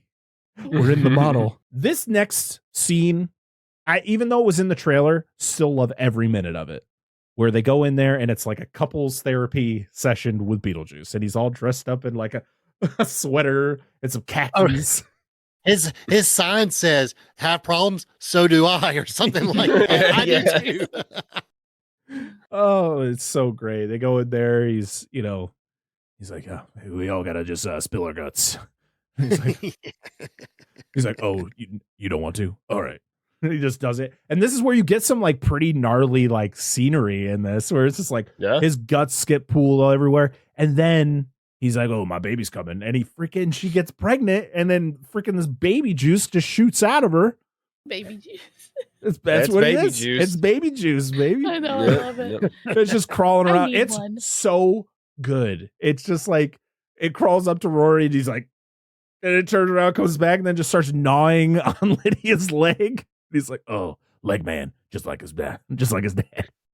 And there's that one scene immediately after that where it's just Michael Keaton making a baby face and just shit's coming out of his mouth. I was like, oh my God. What is happening? Who decided that was a good idea? But he stuck it. He fucking stuck it, though. That's so good. It was like, Mama. It's so I was like, oh It's so no, gross. That's Ugh. great. But yeah, it was the whole thing where he's like, yeah, I've been waiting for you forever, Lydia. Does that I don't know if this is with the reference, but the whole baby in this reminds me of Dead Alive. Oh, fucking It baby. looks a lot like the does, baby. yeah. Crazy. I wouldn't be surprised. I wouldn't be surprised. Little Peter Jackson homage right there. Nod. So we then see that Delia got some Egyptian asps, which are one of the most poisonous snakes on the planet. But she got them defanged, so they're fine. She paid extra for that. She paid extra for that. Lydia's like, I got to get the hell out of here. Because Beetlejuice is going to fuck everything up. But Astrid's like, but I have a date, so I want to stay. And she's like, oh, well, okay, I guess that's important. So she brings Astrid to Jeremy's, not knowing anything about his situation. But this is when we find out he's dead, because they have their little moment there. She's dressed up as Marie Curie, and he's dressed up as James Post the Dean. radiation. Yes. Post radiation, yep. And then he's dressed up as James Dean. And who does he? Oh, what? He said, "Oh, who do you look like?" Oh, I've always been told I look like what the hell's his name from Happy Days? Richie. Yeah. Yeah. So my parents say I look like Richie from Happy Days, and she just has no idea. Like, I'm not gonna, but that doesn't even make sense because he doesn't look like Richie for Connie. I mean, Howard, Ron Howard is Ron Howard, right? Ron Howard. Yep. Yeah, Yep. he was Yeah, redhead. he's a redhead. This kid's got black hair. They don't look at it at all. But I think he plays that off because she's not old enough to know. Yeah, she doesn't get it. Yeah. Oh yeah, because if he died in the 90s, he would have known. He probably would have known about Happy Days. And Yeah, his stuff parents Like that. probably would have grown up, Hey, or at I least grew had up some watching familiarity with it. Yeah. Right. I mean, I dates knew about himself. Happy Days, and Yeah, I did I'm too. at I watched 89, Happy maybe. Days. I watched Happy yeah. Days. Yeah, Yep. I mean, I was born in 91, but I was, my mom. We always had TV Land on and Happy Days. TV, yeah, was TV always Land. on. I Dream of Jeannie. That was awesome. Yeah. Jump that shark. Oh, Green Acres. the Fonz was cool, even though he Oh. was supposed to be like, but like people didn't think he was Hey. cool. I thought he was so freaking cool. The Fonz Yes, was cool. so good. That dude got so much pussy. There's no way he didn't. Henry Winkler. I just love how much of an opposite he is to that Yes. character, because he Yeah. is just such a lovable Yeah. goofball. Apparently, he was nothing but a delight at Monster Mania. Like they said he was one of the nicest people, nicest actors they had to do that thing. Like he was just being friendly with everybody in line, making jokes, just making everybody feel like really comfortable. It was really cool. I don't think I haven't heard anything bad about him, and hopefully it stays that way, just like Michael. Is it bad that outside of the Fonz, Henry Winkler, the role I always remember him from is Waterboy? Yes, Yeah. Waterboy. Yes. Even his small little role in Scream is memorable. He plays the principal. He's good in Barry. He's really good in Barry. Yeah, he's in that quite a bit. He's like one of Yeah. the main characters of that show. That's a good show. If you haven't seen it, it's great Bill Hader comedy action show that you just like Bill. That's some of the shows like, oh, Bill Hader, like you can kind of be an action star if you really tried. You could be Like scary. there's a spot for you. Like I mean, Bob Odenkirk did with Nobody. I can see Bill Hader doing a movie like Nobody 100% after watching 100%. Barry. Absolutely. Yeah. I can see Bill Hader do anything. I love Bill Hader. Oh, he's fantastic. Stop doing movies with Amy Schumer, please. So yeah, you find out Jeremy's dead because they have a little Casper moment and they float up in the air. And then he goes, yeah, so I need your help to go to the because I want to get the hell out of here. Because I have a way of coming back to life and I can have you see your dad. Like you can see your dad. So that 100% is going to get her to go. Oh yeah. Red flag. Ooh. So Lydia is at home with Delia and Jane Butterfield, and Jane tells her about the house that she dropped Astrid off at. She's like, what's the address? 125 Jefferson. She's like, yeah. So that the kid who lived there like killed his parents and then fell out of a tree and died.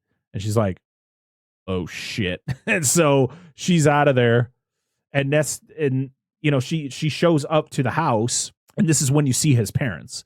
You see that his dad has what the hell does he have in his face? A skill saw, I think it is, right? Skill saw, Yep. and then the Or is it a mom grinder? A has skill saw or a grinder in his Yeah. face? yeah, and then the mom has like Blade. a egg beater, right, in her eye. Yeah. In her eyeball. Yeah. One of the manual egg beaters. Mm. Yes. Yeah, one of those big old Or ones. something. Yeah. But he's talking to Astrid at this point and explaining to her and telling her that he's dead, and like telling her that he can't go past the tree. Mm-hmm. Which is where she first meets him. Which is where I kind of feel that her hitting the tree as hard as she Had did, to have. kind of gives her the gift. Like it like brings it out of her because I don't think she Or could just see gave it her a before. concussion. or You know. she's also dead because that was a hard goddamn hit to that tree. Like you Hey, see, that's how we lost Sonny Bono. That's true. Yes. Yes, That's true. He's not wrong. Skiing right into a tree. got to turn those skis Dude, there, could Sonny. you imagine face planting a tree? That's why I won't go man. skiing. I will not go skiing because of that. I'll go skiing, but it's going to be cross country skiing where it's constantly flat. I'm not going down any goddamn hills.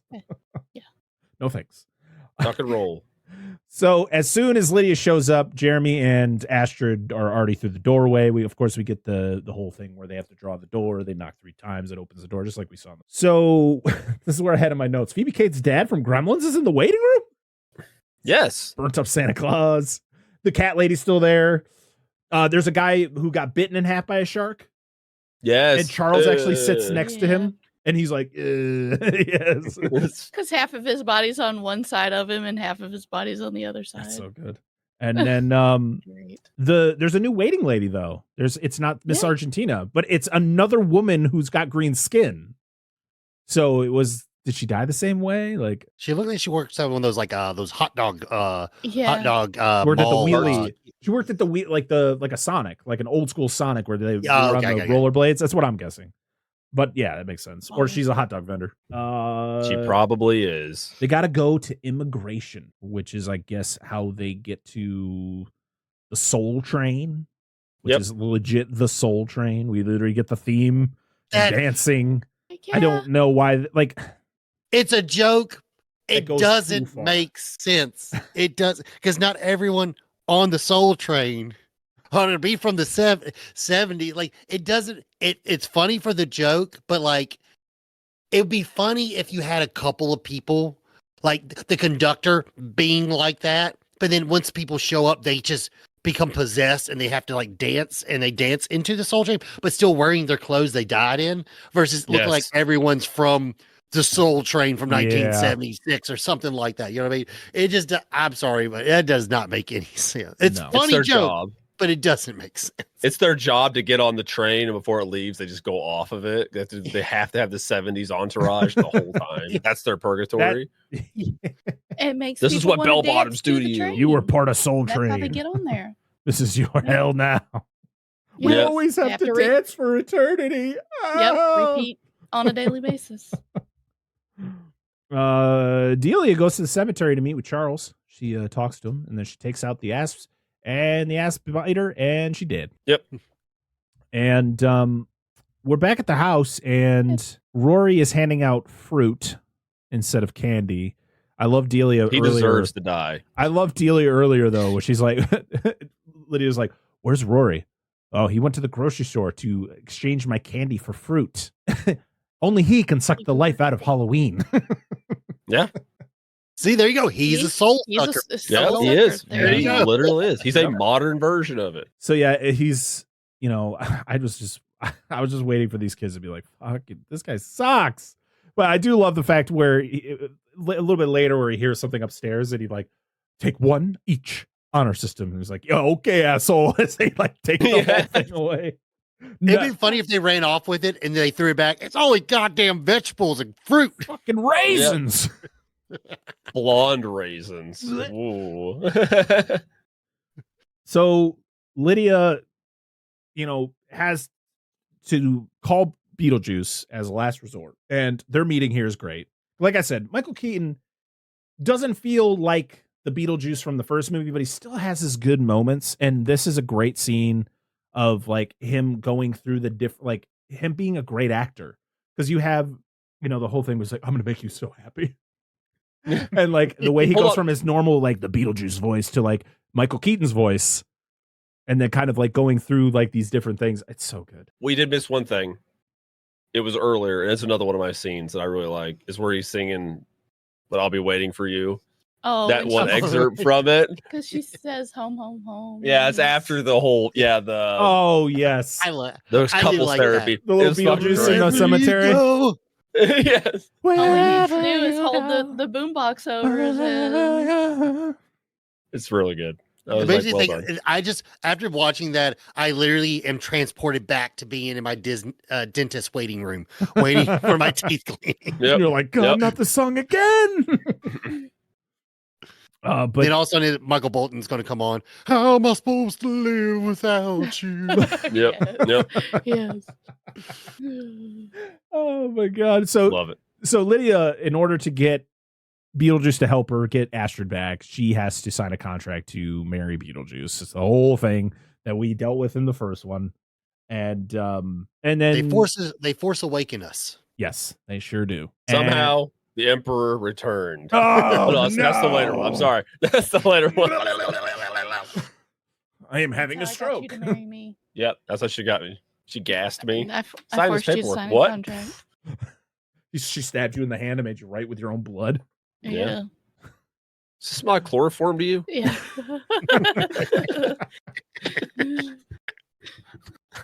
That is the greatest gag. It is one of the greatest gags ever. Though, does this smell like chloroform to you? Is the greatest fucking gag. It's funny, but it's not funny, you know? No, it's funny. It's fucked up, but it's super funny at the same time. Oh, God. So she signs the contract. I do love the whole thing where she's like, well, how are we going to get there? And then he just like, she turns and he's already over at the wall. She looked back and he's gone. But he like, my favorite thing, and it was in the trailer, so it kind of ruins it, but it's still a great moment, is when he lights the fuse and he stands up and he's just like, do like that little pose as they're waiting for the wall to blow up. And then he comes in, he's like, Bob, I need you to stand here and keep guard. Make sure nobody leaves. And then just love that Bob's like, everybody go back to work. And they're just like, I'll just listen, I have a lot of issues with this movie, but the great thing is if a movie can make me laugh a few times, it's not terrible. Okay, it's just not good.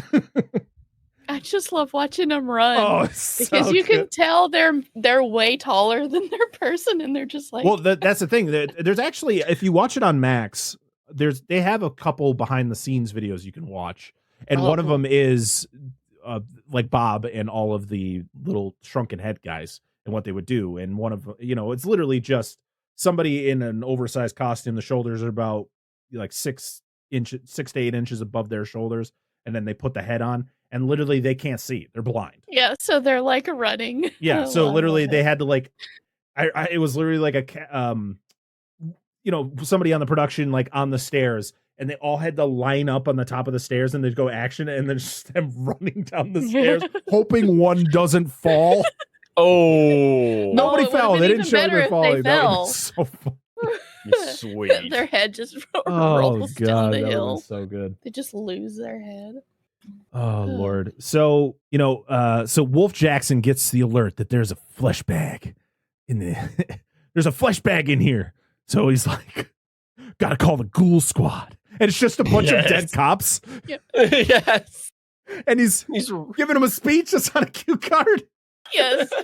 Yes. And you got the garbage full of the crushed coffees. None of the coffees were drank. It's fantastic. Yep. That's when I thought, like, I'm like, is Brad Pitt one of these ghoul cops? I was looking like I rewatched the scene a couple of times. I'm like, well, he might have some face makeup on it. Like, is he one of them? Yeah, that would have been a perfect little spot for him. So Delia wakes up in the waiting room, and I love her reaction to her figuring out that she is dead, because she's like, of course, going through the 5 stages of grief, and she's in denial. I love that she looks over. It's the burnt up Santa Claus, and that she looks at the dude in the magician that's like stuck in the tank. He's all like tangled up in there, and she's like, no. And as she's going through the line to get up to the woman, she's like, listen, I'm not dead. I swear. Like, for one, I bought those. They were defanged, so this shouldn't have happened. Also, can you find my husband, Charles? And I was like, that's not how this works. Yeah. And so she has to resort to calling Beetlejuice. And again, this is the problem. Like, Beetlejuice is just getting flung all over the place. And it's like, what is he actually doing? Like, he's part of every plot point in this movie, and it all just doesn't flow well. So yeah, Jeremy sucks. We find out that he only brought Astrid down there to take her soul, pretty much, so that he could come back and be alive again. He made her read a thing in the book that she didn't know what she was reading. She thought it was like a way for her to gain access to purgatory or whatever this part of the afterlife is. But it actually was her giving up her soul.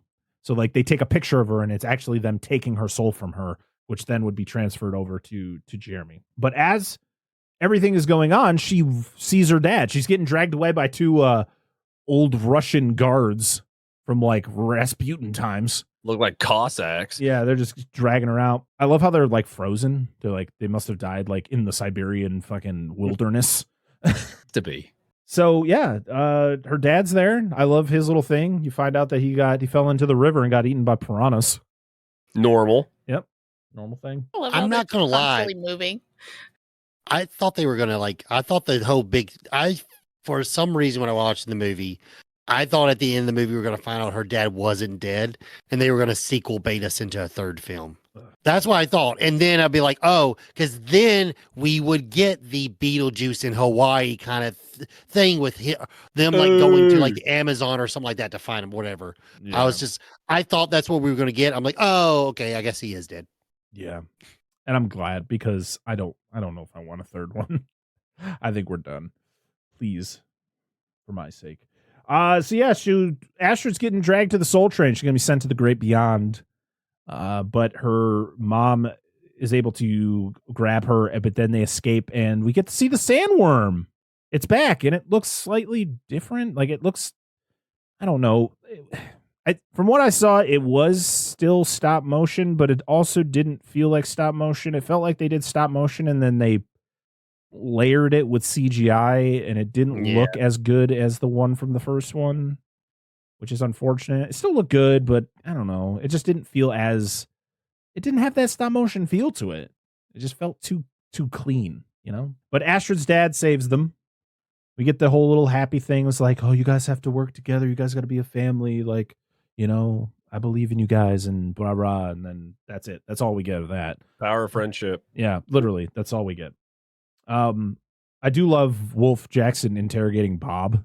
Bob can't talk, but he's just constantly like, where's Mr. Juice? What did you like? And Bob just is like, yeah, right. The guy can't talk. Leave him alone. But then, of course, I'm glad that this happens. Is the whole thing where they go down, they see Jeremy is about to punch his ticket back to life, but Beetlejuice is there to stop him. And what does he say? Oh, he's later, fucker. Stamps his thing, sends him to hell. I thought that was great. Everybody gets one. Yep. So yeah, everybody rah rah. Everybody's happy again. Go back up to the surface, and it's wedding time. And then this is when we get the final shenanigans of the movie, and it is they find out like everyone at the wedding is just influencers.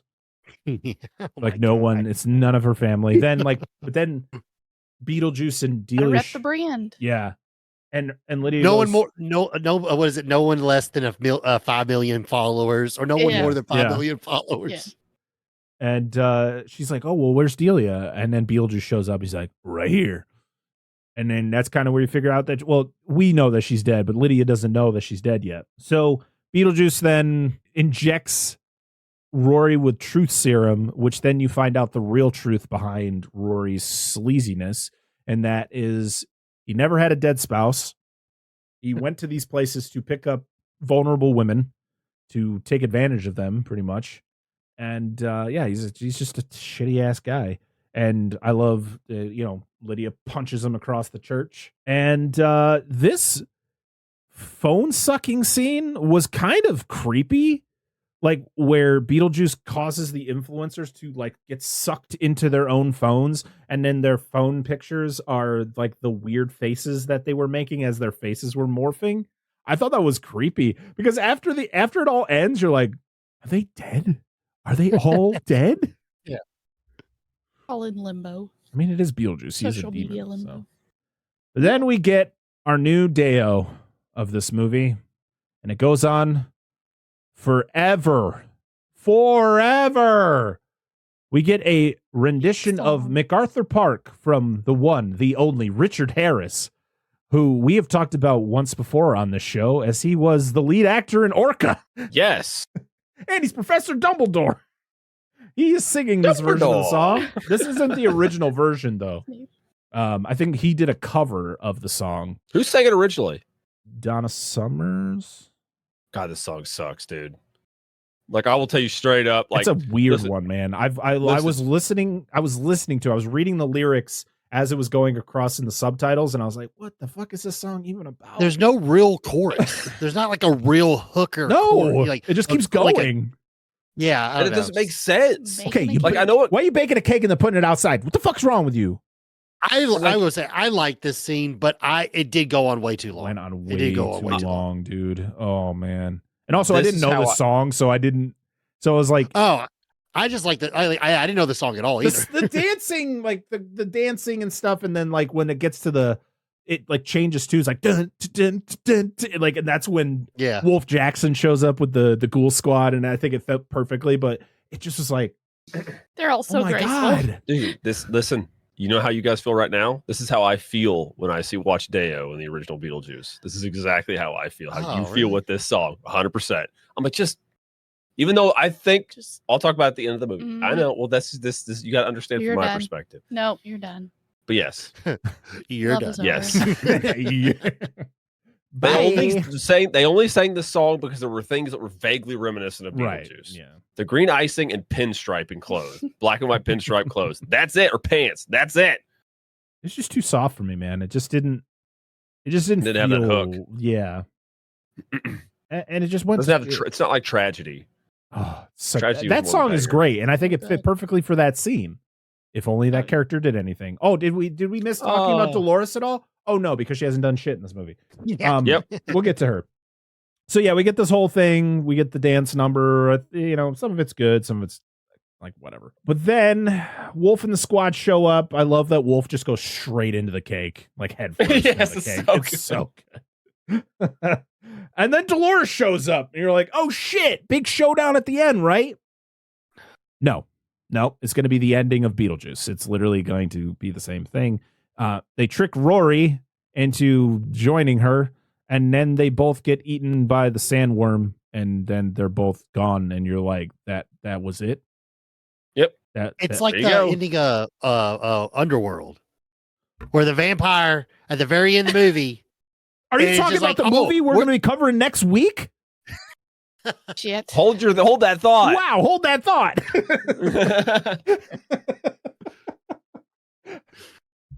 What? Good timing, What are the though. odds that somebody would bring up Good the movie timing. we're covering Segue next week? into- That's well done. I'm just What a saying, shock. it's the same type of ending, the exact same ending, and I'll let y'all cover that more next week. Oh man! Thank you. All right, well now you Thanks. guys know what you're in store for. This fucking ending again. Will there be cake? Is there a musical? Wait, don't tell me. I want to find out. So they're gone. It's just okay. And then Beetlejuice, they get this whole thing where you find out that the contract that was signed was voided because why? What was the reasoning? He So- broke the rule. He broke the rule by bringing a fleshy into the afterlife. Oh, Yeah. okay. Yeah, okay. it That's was what William Yeah, by 669. bringing Lydia did it. in. Yeah. Yep. Okay. So when he brought her in, that contract that she signed previously was voided. Okay. Yep, Yes. null and void because you broke a rule. And then she says his name 3 times and he is blown up like freaking who's the chick from Willy Wonka who blows up like a blueberry? Oh, damn it. Yeah. Wait a minute. He did that other fucking movie, didn't he? He sure did. He did the Violet, remake. Violet Yeah. Sucker. was her name. God, that was an awful movie. Sorry. Yes. God, this No. fucking blows. The OG is the best. Yeah, I agree. But yeah, he Yeah. blows up like a balloon, he pops, and yeah. Except for she didn't pop. They just rolled her out the. Yeah, but door. also That is a dejuicer. Yes. but yeah, I mean it doesn't it's like okay, and yeah, and Should've got Delia, married in Vegas. Violet. yeah, that was it. That was Violet. Yes, Violet. yes. Violet, you're turning violet. You're turning Violet. Yeah, Violet. that was a great line. Yes. I should have got married in Vegas. So Delia finds Charles in the Soul Train. I do love when she finds him though, and his like splurting blood out of his little thing there, All just covering over her. her. It's so good. Look what happened to my neck, and he has Yeah. no fucking head. Like, way to go. He like sprays her with blood. Oh, this is the line. We didn't talk about the line, whereas everything was all done and over with, and they're talking about Catherine O'Hara being dead. Yeah. And Ortega's like, well, your work's gonna go up in value, and she She's got like, really "Oh." excited about. Yeah, that was good. I like the scene where Make a she minute. sees Charles. She's like, Charles, look what they did to me. Yeah, exactly. He got snake bites. His head's fucking missing. So good. Yeah, because he That's sprays her her in a with nutshell. blood. That's the funniest thing is like throughout this entire movie, he doesn't know his head is missing. He doesn't even know. I don't even think he knows he's dead. Oh. I mean, she still thinks she's not dead. So Yeah. Well, I think she's Oh. just going through the stages of grief. yeah, Yeah.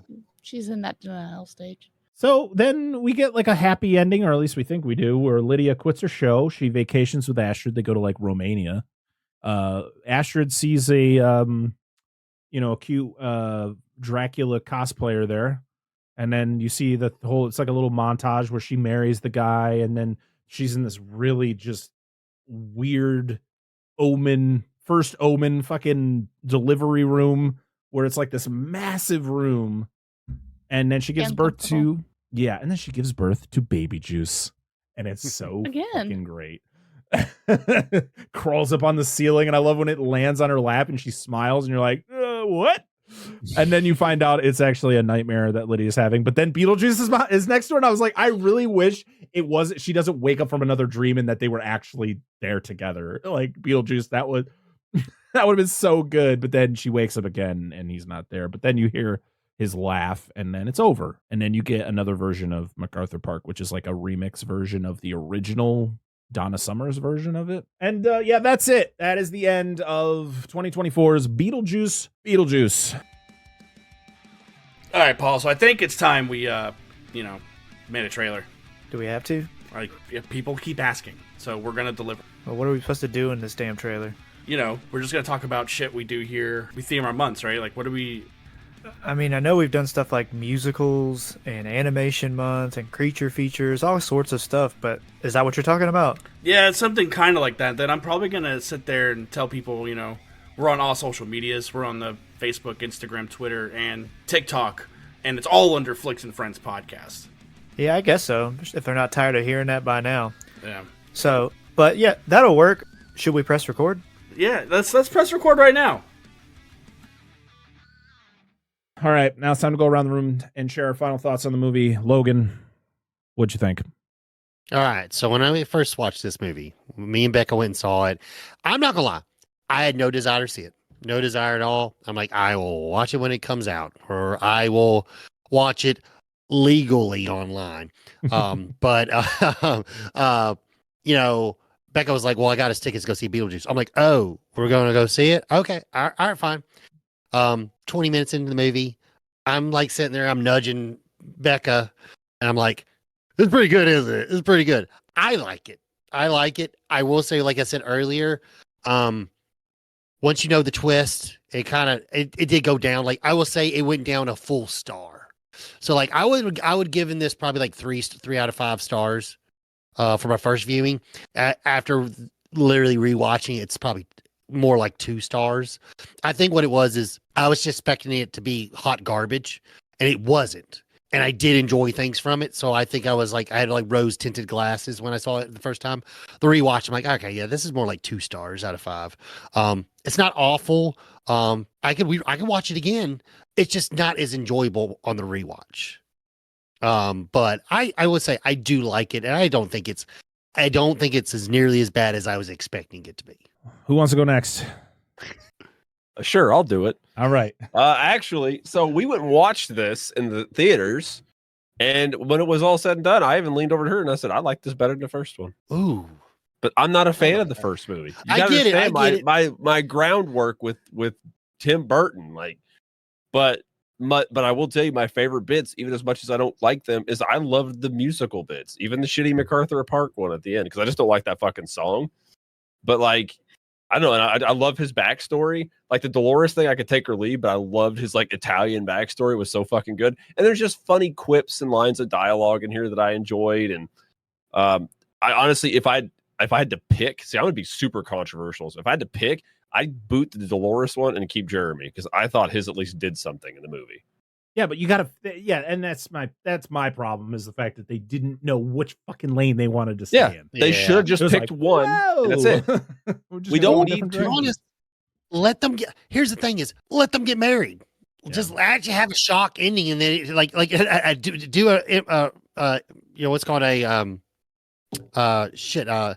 Empire Strikes Back on us. You know what I mean? Like give us a fucking sad ending, but it might be kind of like it.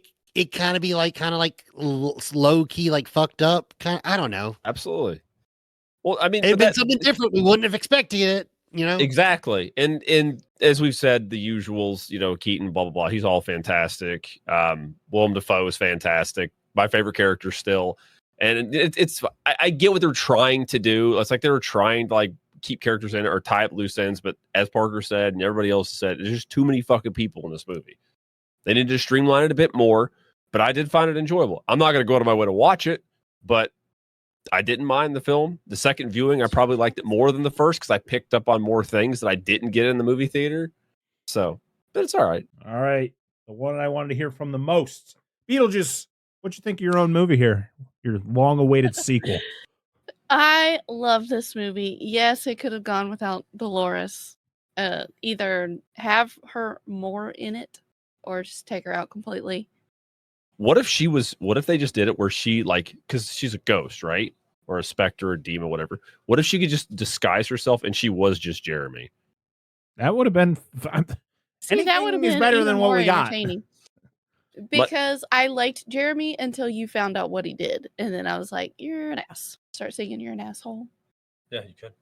Yeah. But yeah, I mean, this is the second time we've watched this? Yes. Because I'll have to watch it by myself now because he won't rewatch it. I don't watch nothing.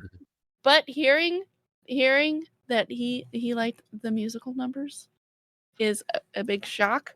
It just is. Because he hates musicals. Yep. And I was like, what? But yeah, I enjoyed it a lot. All right. Here we go. You ready? Strap in. Nope. Angela, you knew I'm what was ready. coming. Listen, this is not a terrible movie. It's a bad movie. It just doesn't know where the fuck it wants to go. And the fact is there was so much potential and there was too many hands in the pot. And and when there's so many writers on a movie, usually that's going to be a big issue because you have everybody's ideas getting thrown in. What if we do this? What if we do this? And no one is being told no. That's not what's going to happen. So like Dolores, get her out of there. Jeremy, either make Jeremy the main villain or you change Jeremy's story so that he doesn't become a villain. Like the fact that they made him a bad guy was like stupid. Like it was dumb. And Beetlejuice just felt very toned down. I do love it. Like there are brilliant moments with Michael Keaton, like the flashback scene, his origin. And then like just him being on screen is always a delight. But I think that they did him wrong in a few, like his introduction to the movie, I think could have been done better. And I think I would have loved to see more energy. Like I want to see that, like that, nice fucking model Beetlejuice. Like I want to see that Beetlejuice, like just causing chaos. But it was like, they just kind of like, I understand they wanted to try to limit his screen time, which was way more than 17 minutes. I'm sorry. There was just so much going on in this movie that I just sat there going, wow, what was the plot of that again? What happens in that? Why did we focus on Charles for so long? That should have never been a thing. That's my biggest thing. Not Dolores, not Jeremy. Why did we focus on Charles for the majority of this fucking movie? Why was this a thing? Just say Charles died. Let's move on. Let's continue this movie and not speak of him again. Like that's what we should. Art from the artist, man. Yeah. No, not with someone like him. People do it with Volkswagens. What? You mean a car? Yeah. People listen. Here's my thing. Well, because of Bundy? No. What are you? Listen. I'm going to teach you. Listen. So you know how everybody got an uproar lately because of the whole Musk thing. They're like, I'm not keeping Teslas because I don't agree with him. Oh. Great. The Volkswagen was a co-venture between Ferdinand Porsche and Adolf Hitler. Nobody says anything. It literally, Adolf went to Ferdinand Porsche and said, I want you to make this car. Oh. Nobody says anything. Because I'm sure there's amazing. Yeah. But that's the thing. Is that okay because you don't know? There's tons of. No, I'm not saying it's. I'm not saying it's not okay. Yeah. I'm just like, I think the fact that no one knows this fact other than people who like do that type of research. But like, there's tons of beautiful, wonderful things made by people that probably do horrible stuff. No, I just think it could have been done differently. I like focusing on Charles. You're not fond of the individual. Like I understand. Like Tim Burton came out and explained why he did what he did. He literally stated he didn't want to punish the character of Charles Dietz. It's fair for the actions that Jeffrey Jones did on the outside, like actually did in life. And so it's like, okay, but I think we just focused too much on it, and it didn't need to happen. I didn't need to see Charles wandering in the afterlife.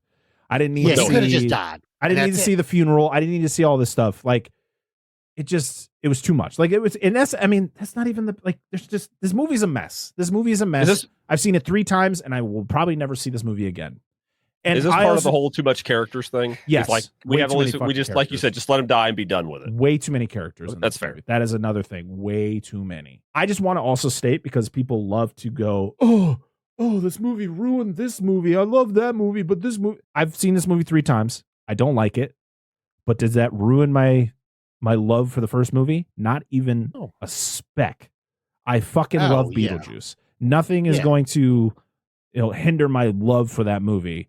And because I didn't like this movie, it's not even gonna, like, I've seen all the garbage Jurassic World movies. Does that mean I hate Jurassic Park? No. I fucking love Jurassic Park. I love The Lost World. I enjoy Jurassic Park 3. Is Dominion going to ruin that for me? No, it didn't. Because we can separate those things. Okay. Dude, I wish more people could do that, because that's the way I feel. People were like, I was talking about my mom the other day, and I was talking about some new movie coming out. I don't know. Remake of something. She's like, they don't need to remake it. The original was so good. I was like, just let them. It doesn't make the original worse. I think like, it's the original's still there. You can watch it. I agree.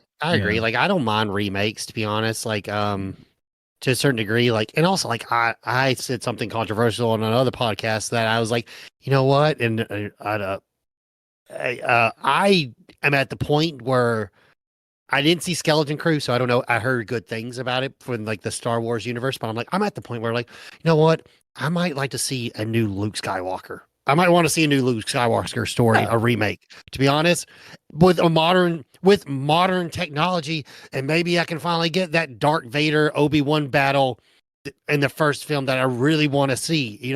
Maybe I can see a really kick-ass Luke and Darth Vader battle with new modern technology, where it maybe doesn't last just a couple of minutes and it's just dialogue. You know what I mean? I mean, I don't mind things to a certain degree, because then you always have the original. It doesn't take the original away. Yeah, I agree with you. 100%. I'm fine with it. Let them remake it. It doesn't, like you said, it's not like that it goes away. Like, I guess they'll go watch the original Star Wars. I will always complain about the live action remakes of Disney, because they're unnecessary and stupid. Yes. Yeah, I agree that's the thing. That I will say, but 100% like. I agree with a lot of people who state, why are we remaking movies that were good to begin with? Why aren't we remaking the movies that just didn't work originally? Like, why aren't we trying to, reinvent those movies that maybe failed? I think that's what we need to start focusing on when we do remakes. Like, stop remaking like these ultra classic movies that, like, you're never going to see a Jaws remake. And if you do, I'm going to hate it. I'm going to hate it from as soon as I hear about it. They did it. Cruel Jaws. No, that's Jaws 5. It's literally a remake of Jaws. It's a ripoff of Jaws. But yeah. Well, yeah. I digress. Let's move on over to social media and see what you all have to say. We're going to jump over to Discord, because yes, we have a Discord. If you join our Patreon at the $1 tier, actually, no, you can join at the free tier, and you could join our Discord. So go over to patreon.com/dissect that film and join at any of the tiers, and you'll get a link to our Discord. And so we're going to go over there, because we asked our Discord members what they thought of Beetlejuice, and we got a few long ones. Our first one is from our our good friend and patron Daniel Collins, who says, I was excited and cautious when it was announced it was finally happening. I watched it, but I was a little disappointed. I love Keaton, of course, and Ryder was still great, but her boyfriend was annoying and unnecessary. They underutilized Dolores, which was a shame, and Treehouse Boy was another unnecessary character. Catherine O'Hara was another bright spot, and how they handled Charles I thought was actually fun and creative. Old Man Brad says, Monica Bellucci was completely underused in her role. Agreed. Anna from Baron's Hideout Podcast and Give Me Back My Action and Horror Movie says, agreed. The movie didn't need her, honestly. Tim Burton just wanted to show off his hot lady. Good for him, but meh. Nicole from the Doom Generation podcast says, we went and saw it in the theater, and initially it was great fun.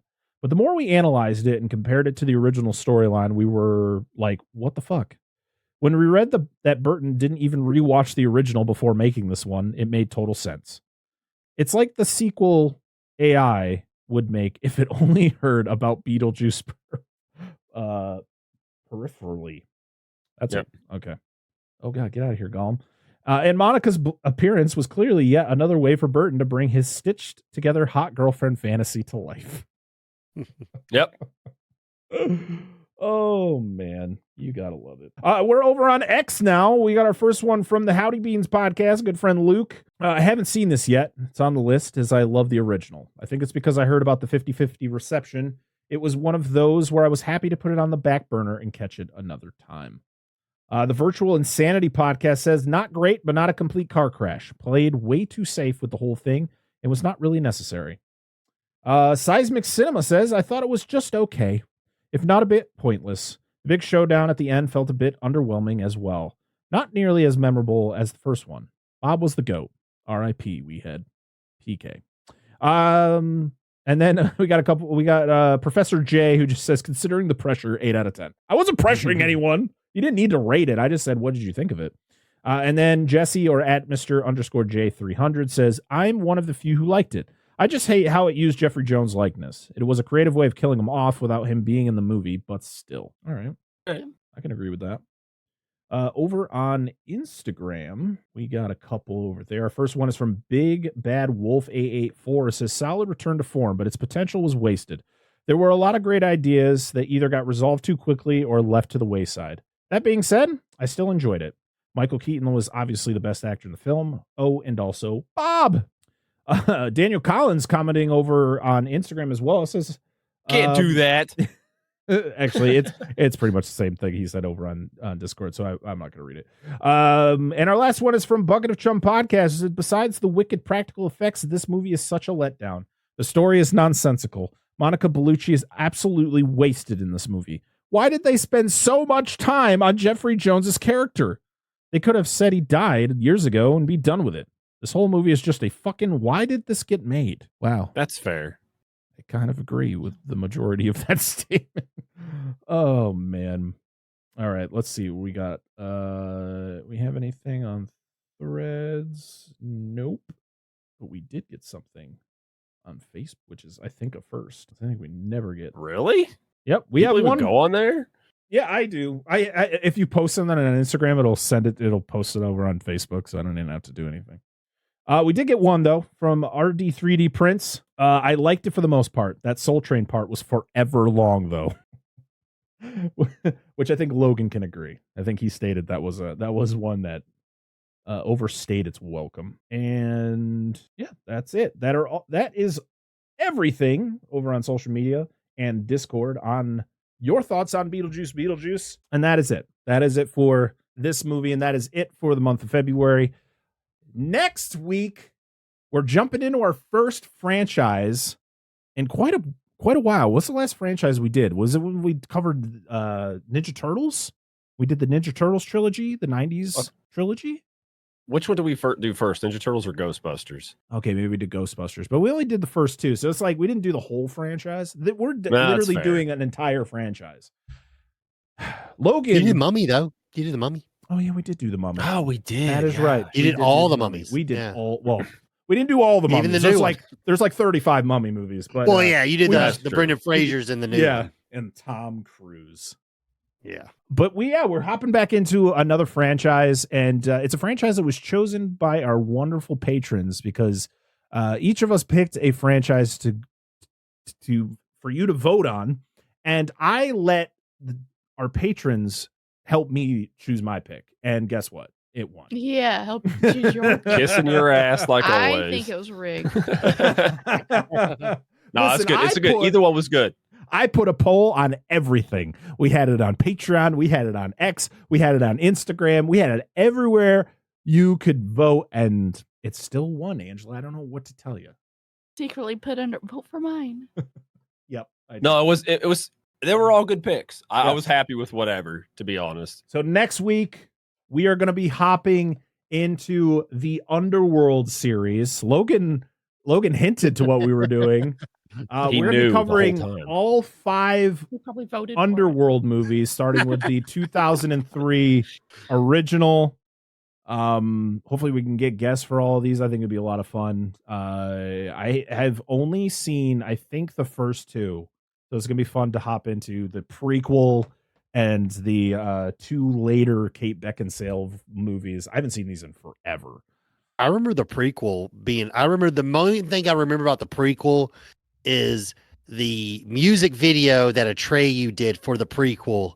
And it was a big deal because that was the only way you could get that song was from the prequel. What song was it? Oh God, I don't remember, but it was like, I will say for an Atreyu song, if you were into Atreyu, it was probably one of their better songs because some of their albums, like usually the singles were the best songs. Except for Death Grip on Yesterday. Every song in a Death Grip on Yesterday. Dude, holy crap. Every song. Our fork in the road, her knife in my back. Oh, yeah. So good. The Thief, right? Thief's good. Yeah. I think it's on there. Yeah, it's a good one. So so we're hopping into the Underworld series. We're also going to be sprinkling some other movies in between because we don't like to do them all at the same time because it's just sometimes it can get a little over, like it's just too much. You got to change positions. Guess what? Next month is March, meaning St. Patrick's Day, which means we're hopping in and covering another Leppy Boy movie, as we're going to be covering Leprechaun 3 for St. Patrick's Day. And guess what? Oh, the best one. Our boy, official Joey C, is coming back for that because he is our Leprechaun man. He's our holiday dude. Can he do the whole episode with no shirt on and painted green? Oh, I don't know. Well, we have to see if that he needs to be painted green with YouTube nipple covers, pasties. It's gold shamrocks. I think it's offensive to green people, to be honest. they'll get over it. Oh my God. Yeah, that's what we're doing. Logan, thank you so much for hanging out with us for another long one. I looked over and I was like, oh my God. We've been recording for a while, guys. But thank you so much for hanging out with us. Talk Beetlejuice. Tell everybody where they can find you in your wonderful podcast. Yeah, anywhere you go on social media, you can search for Videoville Entertainment. You will find us on YouTube. You would search Videoville Entertainment. Anywhere you get your podcast, we are there. If you watch on YouTube, we do the video format just like Dissect That Film. So you get to see me and my lovely wife's faces, including with some clips and so forth. And like I said, if you want audio version, you can find it on any of your podcast apps of choosing or whatever. But yeah, Instagram, Videoville Entertainment. We have a new website coming. We just started. We're almost finished on it. We're about to pull some triggers because we actually have merch that we can actually start to have where people can actually buy them versus just buying something on TeePublic. So we actually have some merch coming out, like hoodies and like shirts and stuff like that, and hats. And the one cool thing with the merch that I got to actually pick the type of clothing that they're going to be printed on. So we have like a Videoville Comfort Colors shirt, which a lot of people have been liking that material a lot lately. So I'm looking forward to that. And some actually like hats that are like nice trucker hats and so forth. So, ooh, I love a good trucker hat. Do I need a Videoville trucker hat now? Yeah. I got my what do you call my when you get something made, like your first print of it, or what's that called? Sample. My sample or whatever. Yeah. I got a sample hat, which unfortunately, due to how our logo is, with it being like 3-dimensional and kind of like glossy kind of looking. Unfortunately, when it goes to embroidering, it doesn't really transfer over. So I had to make a new version of the logo just for the hat, just to make sure the embroidering machine makes it look like much better. But yeah, those will be coming too. So I'm looking forward to that too. That's awesome. That is awesome. All the links for Video Villa Entertainment will be down in the description. Make sure you check out. Check it out. It's a great podcast. If you have the time to sit and watch the video versions, it's well worth it. You get to see the awesome. If you're watching the video version of our show right now, everything that's going on behind Logan right now, when I watch a Video Villa podcast, I'm listening to you guys, but I'm also looking at all of your movies that are behind you and seeing like what you have. It's great. Also, yeah, it's always fun to watch Becca's reactions to things that you say. Oh, yeah. It's worth watching the video just for that. Yeah, that's worth the price of admission right there. 100%. 100%. As for us, of course, you can find us on all the social medias. We are Dissect That Film Pod on Instagram and Threads, and then we are at Dissect That Film on everything else. We're on YouTube. If you're listening to us right now, we're on YouTube, youtube.com/Dissect That Film, where you can watch the video versions of the show. I'm trying to think of everything here. Oh, we do. Speaking of merch, we have a merch store. We just go through TeePublic, but like I throw a design on there. Our newest logo for season 3, I put the logo into TeePublic, so now you can buy merch with our brand new logo on it. So if you want something with the new logo, go over there and check it out. You can do TeePublic added a bunch of different things now. You can actually buy hats on TeePublic, which you couldn't for the longest time. So that's really cool. The problem is I have a massive head, so no hats fit me anymore. It sucks. And I like wearing hats. We are on Patreon, as I stated before, patreon.com/Dissect That Film, where for a single $1 you can get early uncut access to episodes before they're released. So like this episode, you're going to get all of everything that happened in this episode from beginning to end, no edits. It's always fun to see how this podcast works before I put my editing magic and remove things and make things sound as crisp as they do. It's well worth it. And you also get access to our Discord, which has been growing, and we've been having a lot of fun over there. Been some great conversations. So yeah, if you want to do all that, Dissect That Film over on Patreon. And am I missing anything? I always feel like I'm missing something. I think you got it. Oh, I do want to talk about the fact real quick. We have another show on this feed. It's called The Monster Zone. It's a free show now. It's a strictly monster show where Dan and Angela host it. We spin a wheel every month and we talk about a monster movie. And guess what? We have a new co-host of that show. His name is Mikey, aka at Spectre M91 on all the social medias. It's been great to take it off of Patreon and give it to all of you, to the public. It's been fun. It's on this feed. I'm not going to be creating a whole new show. It's just going to be every other week over here. So yeah, if you like monster movies, some classic monster movies all through the years, listen to the Monster Zone. We got some good episodes coming out. I think that's about it. The last thing I want to do is to thank our wonderful patrons.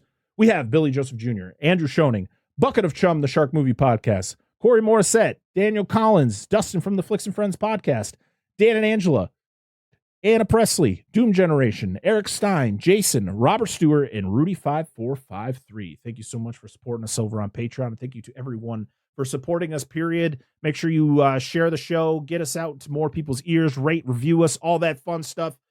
That's it for me. So until next time, I am Brett Parker. That is Dan and Beetlejuice. And that is Logan from Video Villa Entertainment. This has been another episode of the Dissect That Film Podcast. We'll see you all again next time. Now we got to send Beetlejuice back. Beetlejuice, Beetlejuice, Beetlejuice. Beetlejuice. Goodbye.